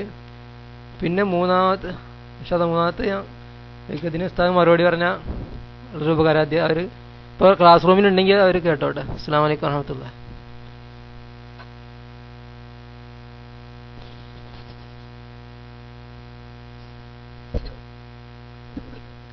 വഅലൈക്കുമുസ്സലാം. ഒന്നാമത്തെ ചോദ്യം, തഹജ്ജുദ് നിസ്കാരത്തിൽ പ്രത്യേകമായ സുന്നത്തുണ്ടോ? ഇല്ല. തഹജ്ജുദ് നിസ്കാരം അങ്ങനെ പ്രത്യേകമായ ഉറക്കത്തിന് എഴുന്നേറ്റതിന്റെ ശേഷം നിസ്കരിക്കാനുള്ളതാണ്. അതിൽ ഇത്ര റക്അത്തിന് സൂറത്ത് എന്ന് പ്രത്യേകം. അപ്പൊ നമ്മള് വിത്തരാണെങ്കിൽ അവസാനത്തെ റക്അത്തിൽ ഇന്നത്, ളുഹായാണെങ്കിൽ ഇന്നത്, സുബൈന്റെ മുന്നത്തെ റക്അത്തിൽ ഇന്നത് എന്നാണ്. പക്ഷെ തഹജ്ജുദ് നിസ്കാരത്തിൽ പ്രത്യേകമായ ഇന്ന സൂറത്ത് ഓതുക അങ്ങനെ ഒരു പ്രത്യേക സുന്നത്ത് കണ്ടിട്ടില്ല. പിന്നെ അതേമായിക്കന്നെ കഴിവിന്റെ പരമാവധി വലിയ സൂറത്തുകളെ കോതി നീട്ടി നിസ്കരിക്കുക. രാത്രിക്കലത്തെ നിസ്കാരം സാധിക്കുമെങ്കിൽ അങ്ങനെ ഒരു പ്രത്യേക സുന്നത്ത് കണ്ടിട്ടില്ല. പിന്നെ രണ്ടാമത്തെ ചോദ്യം, ഒരാള് ജമാഅത്തായി നിസ്കരിക്കാതെ ഒറ്റക്ക് നിസ്കരിക്കാൻ വേണ്ടി തക്ബീറത്തുൽ ഇഹ്റാം ചൊല്ലി അപ്പോഴാണ് മറ്റൊരു ജമാഅത്ത് അവിടെ നടക്കുന്നത് കണ്ടത് എങ്കിൽ അവിടെ മസ്അല ഈ നിസ്കാരത്തെ സുന്നത്തായി മരിക്കുന്നു എന്ന് മനസ്സിൽ കരുതിയിട്ട് 2 റക്അത്തായി നിസ്കരിച്ചു സലാം വീട്ടുക. അതിന് വേറൊരു കോലും കൂടി ഉണ്ട് കേട്ടോ, ഒറ്റവാക്കിലല്ല. ഫസ്റ്റിൽ ആദ്യം ചെയ്യേണ്ടത് എന്താ? ഈ 2 റക്അത്ത് ഞാൻ സുന്നത്തായി ഇതിനെ മരിക്കുന്നു, ഞാൻ സുന്നത്താക്കി മാറ്റുന്നു എന്ന് മനസ്സിൽ കരുതിയിട്ട് 2 റക്അത്ത് നിസ്കരിച്ചു സലാം വീട്ടി ആ ഫർള് നിസ്കാരത്തിന്റെ ജമാഅത്തിൽ പങ്കെടുക്കുക. പക്ഷെ അവിടെ വേറൊരു വിഷയം വന്നു. ഈ നിസ്കാരം ഇവിടെ 2 റക്അത്ത് നിസ്കരിച്ചു പൂർത്തിയാക്കി നിസ്കരിക്കുമ്പോഴേക്ക് 2 റക്അത്ത് നിസ്കരിച്ച് കഴിയുമ്പോഴേക്ക് ഈ ജമാഅത്ത് ഇവിടെ കഴിയും എങ്കിൽ ആ നിസ്കാരം കത്തഴ് ചെയ്യുക. ഈ ജമാഅത്ത് നഷ്ടപ്പെടുമെന്ന് ഭയമുണ്ടെങ്കിൽ അവിടെ സുന്നത്തായി മരിക്കാതെ അത് കത്തഴ് ചെയ്യാന്ന് പറഞ്ഞാൽ കത്തയക്കുക, നമ്മുടെ ഭാഷ പറഞ്ഞാൽ കത്തയച്ചിട്ട് ആ ജമാഅത്തിൽ പങ്കെടുക്കുക. അല്ല 2 റക്അത്തായി സുന്നത്തായി നിസ്കരിച്ച് പൂർത്തിയാക്കിയാലും ആ ജമാഅത്ത് ലഭിക്കും എന്ന് കാണുന്നിടത്ത് അവരെ 2 റക്അത്തായി നിസ്കരിച്ചു സലാം വീട്ടിയിട്ട് ആ ജമാഅത്തിൽ പങ്കെടുക്കുകയാണ് വേണ്ടത് എന്ന് ഫിഖിന്റെ ഗ്രന്ഥങ്ങളിൽ കാണാം. ചോദ്യം മനസ്സിലായിട്ടുണ്ടാവുമെന്ന് വിചാരിക്കുന്നു. മറ്റു മൂന്നാമത്തെ ചോദ്യം മൂന്നാമത്തെ ചോദ്യം ചോദിക്കുന്നുണ്ടെങ്കിൽ അതിന് കാരണം 3 ദിവസമായി ഇത്. കാരണം അത് ഫീസിൽ വെക്കാണെങ്കിൽ അതിന് കാലപരിധിയില്ലേ, അതുകൊണ്ടപ്പതിന് മറ്റാരും ചോദ്യത്തിന് വേണ്ടട്ടോ. മുസ്തഫാലുവിന്റെ കയ്യിൽ ചോദ്യം കെട്ടിയിട്ട് 3 ദിവസമായി. ഫീസിൽ വെക്കേണ്ട കാലാവധിയും കഴിഞ്ഞു, ഐസിയുവിൽ കടത്തേണ്ട കാലാവധിയും കഴിഞ്ഞു. ഇനിയും അത് കയ്യിൽ വെച്ച് നടക്കാനാണ് മോശമല്ലേ. അയച്ചിട്ട് ഞാൻ അപ്പം മൈക്ക വീണ്ടും എടുത്തതാണ്. ഞാൻ മൈക്ക റിലീസ് ചെയ്യുന്നു. അസ്സലാമു അലൈക്കും. വലൈക്കും അസ്സലാം. ഇനിയൊരു ചോദ്യം ഉള്ളത്, നമ്മളിപ്പോ നാട്ടിലുണ്ട് മറ്റേ കൊതുവിനൊക്കെ കൊല്ലാൻ വേണ്ടി ബാറ്റുണ്ടല്ലോ, മറ്റേ കറണ്ട് അടുപ്പിച്ച് കൊല്ലണേ, അത് അങ്ങനെ ഉപയോഗിക്കാൻ പറ്റുമോ? അത് കരിക്കണതല്ലേ മറ്റേ? അതുപോലെ തന്നെ ഗൾഫിലൊക്കെ ഉണ്ട്, കടയിലൊക്കെ അതിന്റെ മെഷീനുണ്ട്, മറ്റേ കൊതുകുകൾ ഈച്ചകളൊക്കെ കൊല്ലാൻ വേണ്ടിയിട്ട്. അത് ഉപയോഗിക്കുന്നതുകൊണ്ട് കുഴപ്പമുണ്ടോ? അതിനെ പറ്റിയിട്ടൊന്ന് പറഞ്ഞൊന്ന് പോയാൽ. അസ്സലാമു അലൈക്കും വറഹ്മത്തുള്ളാഹി.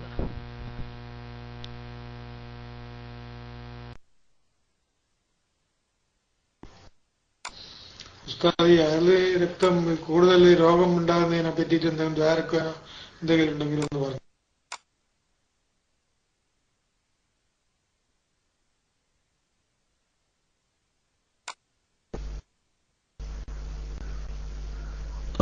അതൊരു കാര്യമായ ഒരു ഇതാണ്. അതായത് അയാളുടെ രക്തം കൂടുതൽ അതൊരു രോഗമാണ്. ചില ശൈത്താനീയത്തിന്റെ ഒക്കെ അവസ്ഥയിൽ ഈ രക്തം അമിതമായി പുറപ്പെടും. ഇല്ല പോയിട്ടില്ല, ഞാനും ഇനി വൈക്കയിലേക്ക് ഇൻഷാ അല്ലാഹ് ഇപ്പൊ വരൂല, നിസ്കാരക്കും കഴിഞ്ഞിട്ട് പിന്നാലെ. അതായത് 2 വിഷയം കൂടി ഒന്ന് ചർച്ച ചെയ്യുക. അതിൽ അതിലെ രക്തം കൂടുതൽ ഉണ്ടാവുക അതൊക്കെ ഒരു രോഗമാണ്. രോഗം എന്ന് പറഞ്ഞാൽ രോഗം തന്നെയാണ്. കാരണം ഇസ്തിഹാദത്തിന് പറഞ്ഞാൽ അതിലെ രക്തം രോഗമല്ല, അതൊരു സ്ത്രീകൾക്ക് സാധാരണ ഉണ്ടാവുന്ന പതിവുള്ള വിഷയമാണ്. പിന്നെ അമിതമായി രക്തം കാണുക അത് രോഗമാണ്. അതിനപ്പോ രക്തം പോക്ക്, കിലശച്ചോര അല്ലെങ്കിൽ ചോരപോക്ക് എന്നൊക്കെയും പല മലയാളം ഇതിന് ഉപയോഗിക്കും. പക്ഷെ അതിന് പറ്റാവുന്ന നല്ല പിഞ്ഞാനങ്ങളൊക്കെയും ഉണ്ട്, മരുന്നുകളുണ്ട് അതിന്. ഈ അമിതമായി ദിവസത്തിലധികം കവിഞ്ഞ് രക്തം പോവലിന് നല്ല പിഞ്ഞാനങ്ങളൊക്കെയും എഴുതി കുടിക്കാറുണ്ട്. ഞാൻ ആ സുഹൃത്തിനോട് ഓരോ വിഷയങ്ങൾ അതിന്റെ അഖിലികാരി കൈകാര്യം ചെയ്യുമ്പോൾ ഒന്നുകൂടി വൃത്തിയാവും. അതാ നമ്മളെ KM ബാവ ഉസ്താദിന്റെ PM-ലേക്ക് അതിന്റെ ഐഡിയയിലേക്ക് ഒരു PM ചെയ്താൽ ഉസ്താദ് അതിന് പറ്റാവുന്ന മരുന്ന് പറഞ്ഞു തരും. അല്ലെങ്കിൽ നമ്മളെ സെയിൻ തങ്ങള്, അവരൊക്കെ ഇപ്പൊ മദീനയിലാണ്, അഹ്ലുബൈത്താണ്. അപ്പൊ അവരുടെ വായ കൊണ്ട് ഇന്ന മരുന്ന് അല്ലെങ്കിൽ ഇന്ന ആയത്തെ അതിന് ഓതിക്കോലി എന്ന് പറയുന്നതായിരിക്കും നല്ല ഭാഗം. അതുകൊണ്ട് ആ പാറക്കടവ് 12 എന്ന ഐഡിയയിലുള്ള സുഹൃത്ത് അങ്ങനത്തെ രോഗസംബന്ധമായ വിഷയങ്ങൾക്ക് ബാവ ഉസ്താദുമായി ബന്ധപ്പെടലായിരിക്കും നല്ലത്. ബാവ ഉസ്താദ് പിന്നെ അതിന്റെ കമ്മീഷൻ എത്ര വെച്ചാൽ പിന്നെ നമുക്ക് അക്കൗണ്ടിൽ കിട്ടാൻ മതി എന്ന് ഞാൻ പ്രത്യേകം ഉണർത്തുന്നു. ഏതായാലും തമാശത്തോ ഏതായാലും ആ സുഹൃത്ത് അതായിരിക്കും നന്നാവുക. പിന്നെ മറ്റൊരു നമ്മളെ കൊതുകിനെ കൊല്ലല് അത് നമ്മളൊരിക്കൽ ചർച്ച ചെയ്തതാണ്. അതായത് ജീവികളെ കരിച്ചു കൊല്ലാൻ പാടില്ല, പൊതുവിൽ അതിന്റെ വിധേയത. ഇനി ഒരു ജീവിയുടെ ഷെറ് തടുക്കാൻ കരിക്കുകയല്ലാതെ മറ്റു മാർഗങ്ങളില്ല. അത്രയും കൊണ്ട് ബുദ്ധിമുട്ടി. ഇനി കരിക്കല്ലാതെ മാർഗമില്ല. അങ്ങനത്തെ അവസ്ഥയിൽ അത് വിധിവാണ്. പൊതുവിൽ ജീവികളെ കരിച്ചു കൊല്ലാൻ പാടില്ല. കരിച്ചു കൊല്ലാനുള്ള അധികാരം അള്ളാഹുവിനിക്കു മാത്രമാണുള്ളത്. അപ്പൊ ഇന്ന് ഈ ആകുന്ന ബാറ്റ്, പ്രത്യേകമായ ആ ഒരു ലൈറ്റൊക്കെയും ഒരു കരിച്ചു കൊല്ലുന്നതിന് തുല്യമാണത്. അതുകൊണ്ട് ചെയ്യാതിരിക്കാൻ ഒറ്റവാക്കിൽ ഇപ്പൊ ഞാനത് ഹറാമാണ് പാടില്ല. അതൊരു കരിച്ചു കൊല്ലുന്നതിന് തുല്യമാണെങ്കിൽ അത് കൊല്ലാൻ പാടില്ല. തീയ് എന്ന് പറയാതെ ഹറാമാണെന്ന് പറയണമെങ്കിൽ ഞാൻ ഒന്നും കൂടി ഉസ്താദുമാരോട് ചോദിക്കണം. കാരണം തീയോണ്ട് കരിച്ചു കൊല്ലലാണ് ഹറാമ്. ശ്രദ്ധിക്കണേ, തീയ് കൊണ്ട് കരിച്ചു കൊല്ലലാണ് ഹറാമ്. അപ്പൊ കരന്റ് കൊണ്ട് കരിച്ചു കൊല്ലലും ആ ഹുക്കുമിൽ തന്നെയാണ് വരിക. ഏതായിരുന്നാലും അതൊരു ഹൈറായ വിഷയമല്ല ആ ജീവികളെ അങ്ങനെ കൊല്ലൽ എന്നുള്ളതാണ്. നമ്മൾ ഒരിക്കൽ ചർച്ച ചെയ്തിട്ടുണ്ട്. ഇൻഷാ അല്ലാഹ് ഞാൻ പറഞ്ഞ മാതിരി ആധുനിക സംവിധാനങ്ങളാണല്ലോ. അതൊന്നും ഇപ്പൊ നമ്മൾ പെട്ടെന്ന് കിതാബ് നോക്കിയാൽ ഒറ്റടിക്കതിനൊന്നും ഇങ്ങനത്തെ ഒരു ഉത്തരം കിട്ടൂല. പിന്നെ നമ്മളൊരു നിഗമനം വെച്ച് പറയാ ആ ഒരു സ്വഭാവം എനിക്കില്ലതാണ്. അപ്പൊ ഇങ്ങനത്തെ ആധുനിക സംവിധാനങ്ങളൊക്കെ ഉപയോഗിച്ചുള്ള കൊല്ലല് അല്ലെങ്കിൽ ചില വിഷയങ്ങൾ അത് ഗഹനമായി പഠിച്ച നമ്മൾ ഉസ്താദുമാർ ജീവിച്ചിരിക്കുന്നുണ്ടാവുമ്പോൾ ജസ്റ്റ് ഒന്ന് ചോദിച്ചു നോക്കാം. എന്നിട്ട് നമുക്ക് ആധികാരികമായി പറയാം. ഏതായാലും ഒരു കരിച്ചു കൊല്ലലിന് തുല്യമാണ്. ഇന്ന് ഇപ്പൊ ഞാൻ പറയാൻ കാരണം എന്താ, പഴയ കാലത്ത് നമ്മുടെ ഹൈന്ദവ സുഹൃത്തുക്കൾ അല്ലെ, ചില ഈ നല്ല ഉയർന്ന വിഭാഗക്കാരെ അവര് തീർന്നാല്, അതായത് അവര് ജീവൻ പോയാലൊക്കെ അങ്ങനെ നമ്മൾ തീയിലിട്ട് അവരകത്ത് കത്തിച്ച് കരിച്ചല. പക്ഷെ ഇന്ന് അതിനൊരു പുതിയ സംവിധാനം വന്നിട്ടുണ്ട്. കരന്റ് ഉപയോഗിച്ചിട്ട് അതിന്റെ ഷോക്ക് കൊടുത്തിട്ട് കൊല്ലുക. അപ്പൊ ഈ കരിക്കുന്നതിനൊരു പകരാണ് ഇപ്പൊ ഈ ഷോക്ക് കൊടുക്കലും ഈ കരന്റ് ബൈക്ക് ഉപയോഗിക്കലും. അപ്പൊ ഒന്ന് തീയാണ്, മറ്റൊന്ന് കരന്റ് ഉപയോഗിച്ച് കരിക്കലാണ്. കരിക്കുന്നതിന്റെ ഹുക്കുമിൽ തന്നെയാണ് അത് വരിക എന്നാണ് നിന്റെ ഏകദേശം നിഗമനം. അതങ്ങനെ തന്നെയാണ് എന്നത് ഉസ്താദുമാരോട് ചോദിച്ചിട്ട് ഞാൻ വ്യക്തമായിട്ട് പറയുകയുള്ളൂ എന്നുകൂടി പറഞ്ഞ് ഇനി ഇൻഷാ അല്ലാഹ് ബാക്കി ചോദ്യങ്ങളും ഉത്തരങ്ങളൊക്കെയും നമുക്ക് അടുത്ത സമയത്ത് പറയാം. ഏതായാലും ഐഡിയകൾ പറയുകയാണ്. എല്ലാവരും ഇന്ന് രാത്രി നമ്മുടെ ക്ലാസ് റൂമിൽ അള്ളാഹു തൗഫീക്ക് ചെയ്തിട്ട് വെല്ലൂര് ബാക്കിയാത്തു സ്വാലിഹാത്തിൽ എന്തേ നടന്നത്, എന്താണ് വെല്ലൂര് ബാക്കിയാത്തു സ്വാലിഹാത്തിൽ നടന്നത്, ഇതൊക്കെ നമ്മുടെ അമലുകളിലുള്ള സംശയം തീർക്കല. സംഘടനാപരമായി ആനുകാലികപരമായി നമുക്കൊരുപാട് സംശയങ്ങളുണ്ട്. അത് തീർത്തേ പറ്റൂ. നമ്മുടെ ആലിമീങ്ങളെ പറ്റി, നമ്മുടെ ഉസ്താദന്മാരെ പറ്റി നമ്മുടെ മനസ്സിൽ ശക്ക് വരാൻ പാടില്ല. അല്ലെങ്കിൽ ഇവിടെ പല നുണകളും പ്രചരിപ്പിക്കുമ്പോൾ അതിൽ നമ്മൾ വഞ്ചിതരാവാൻ പാടില്ല. അപ്പൊ ഏതായാലും ആനുകാലികമായ സംഘടനാപരമായ തെറ്റുധാരണകളൊക്കെയും തിരുത്തുന്ന നല്ലൊരു ചർച്ച നമ്മളെ ക്ലാസ് റൂമിൽ ഇന്ന് വൈകുന്നേരത്തുണ്ട്. നമ്മുടെ റാഫി അസീർ ഉസ്താദ്, അൻവർ ഉസ്താദ്, കാക്കനാടൻ സക്കാഫി, അങ്ങനെ പ്രഗത്ഭന്മാരാവുന്ന ആ വിഷയങ്ങളൊക്കെയും കൈകാര്യം ചെയ്യാൻ എന്താണ് സത്യം, അതെപ്പോഴാണല്ലോ നമുക്കൊരു പ്രസ്ഥാനത്തെപ്പറ്റി മനസ്സിലാക്കുക. എന്തെല്ലാമാണ് പ്രചരിപ്പിച്ചത് പ്രിയപ്പെട്ട മോമിനീങ്ങളെ. ഞാൻ ആ വിഷയത്തിൽ കടക്കല്ല. അപ്പൊ അതുകൊണ്ട് എന്തൊക്കെയോ കാന്തപുരം ഉസ്താദ് പോയിട്ട് അവിടെ സനത് കൊടുക്കാൻ സനത് കൊടുക്കാൻ ആദ്യമേ ഉസ്താദ് പോയിട്ടില്ലല്ലോ. ഉസ്താദ് അതിന് പോയിട്ടേ ഇല്ല. വെല്ലൂര് അബ്ദുല്ല ലത്തീഫി ഉസ്താദ് വിശദീകരണം നേരിട്ട് അവിടെ കണ്ട സംഭവം നമ്മുടെ ക്ലാസ് റൂമിൽ വിശദീകരിക്കുന്നുണ്ട്. എല്ലാവരും ആ സത്യം മനസ്സിലാക്കാൻ സംഘടനാപരമായുള്ള തെറ്റുധാരണകളും സംശയങ്ങൾ ഇതുവരെ നമ്മൾ അയലിലും നിഫാസിലും അല്ലെങ്കിൽ നിസ്കാരത്തിലുമുള്ള സംശയങ്ങളെ തീർത്തിയിരുന്നു. ഇനി അത് തീർക്കേണ്ട സമയം രാത്രിയാണ്. അതിൽ നിങ്ങൾ മറ്റുള്ളവരേക്കും വിളിച്ചു വരുത്തി എല്ലാവരും ആ ഒരു വിഷയത്തിന്റെ സത്യാവസ്ഥ മനസ്സിലാക്കി തെറ്റുധാരണ പരത്തുന്നവരിൽ നിന്ന് നമ്മൾ വിട്ടുനിൽക്കണമെന്ന് എന്റെ പ്രിയപ്പെട്ട ക്ലാസ് റൂമിലെ അഡ്മിനുമാർക്ക് ഉസ്താദന്മാർക്ക് വേണ്ടി ഉണർത്തി ഞാൻ ഇനി ആദ്യം ചോദ്യവുമായി വരേണ്ട ദുആ വസിയത്തോടുകൂടെ ഞാൻ മൈക്ക് റിലീസ് ചെയ്യുന്നു. അസ്സലാം.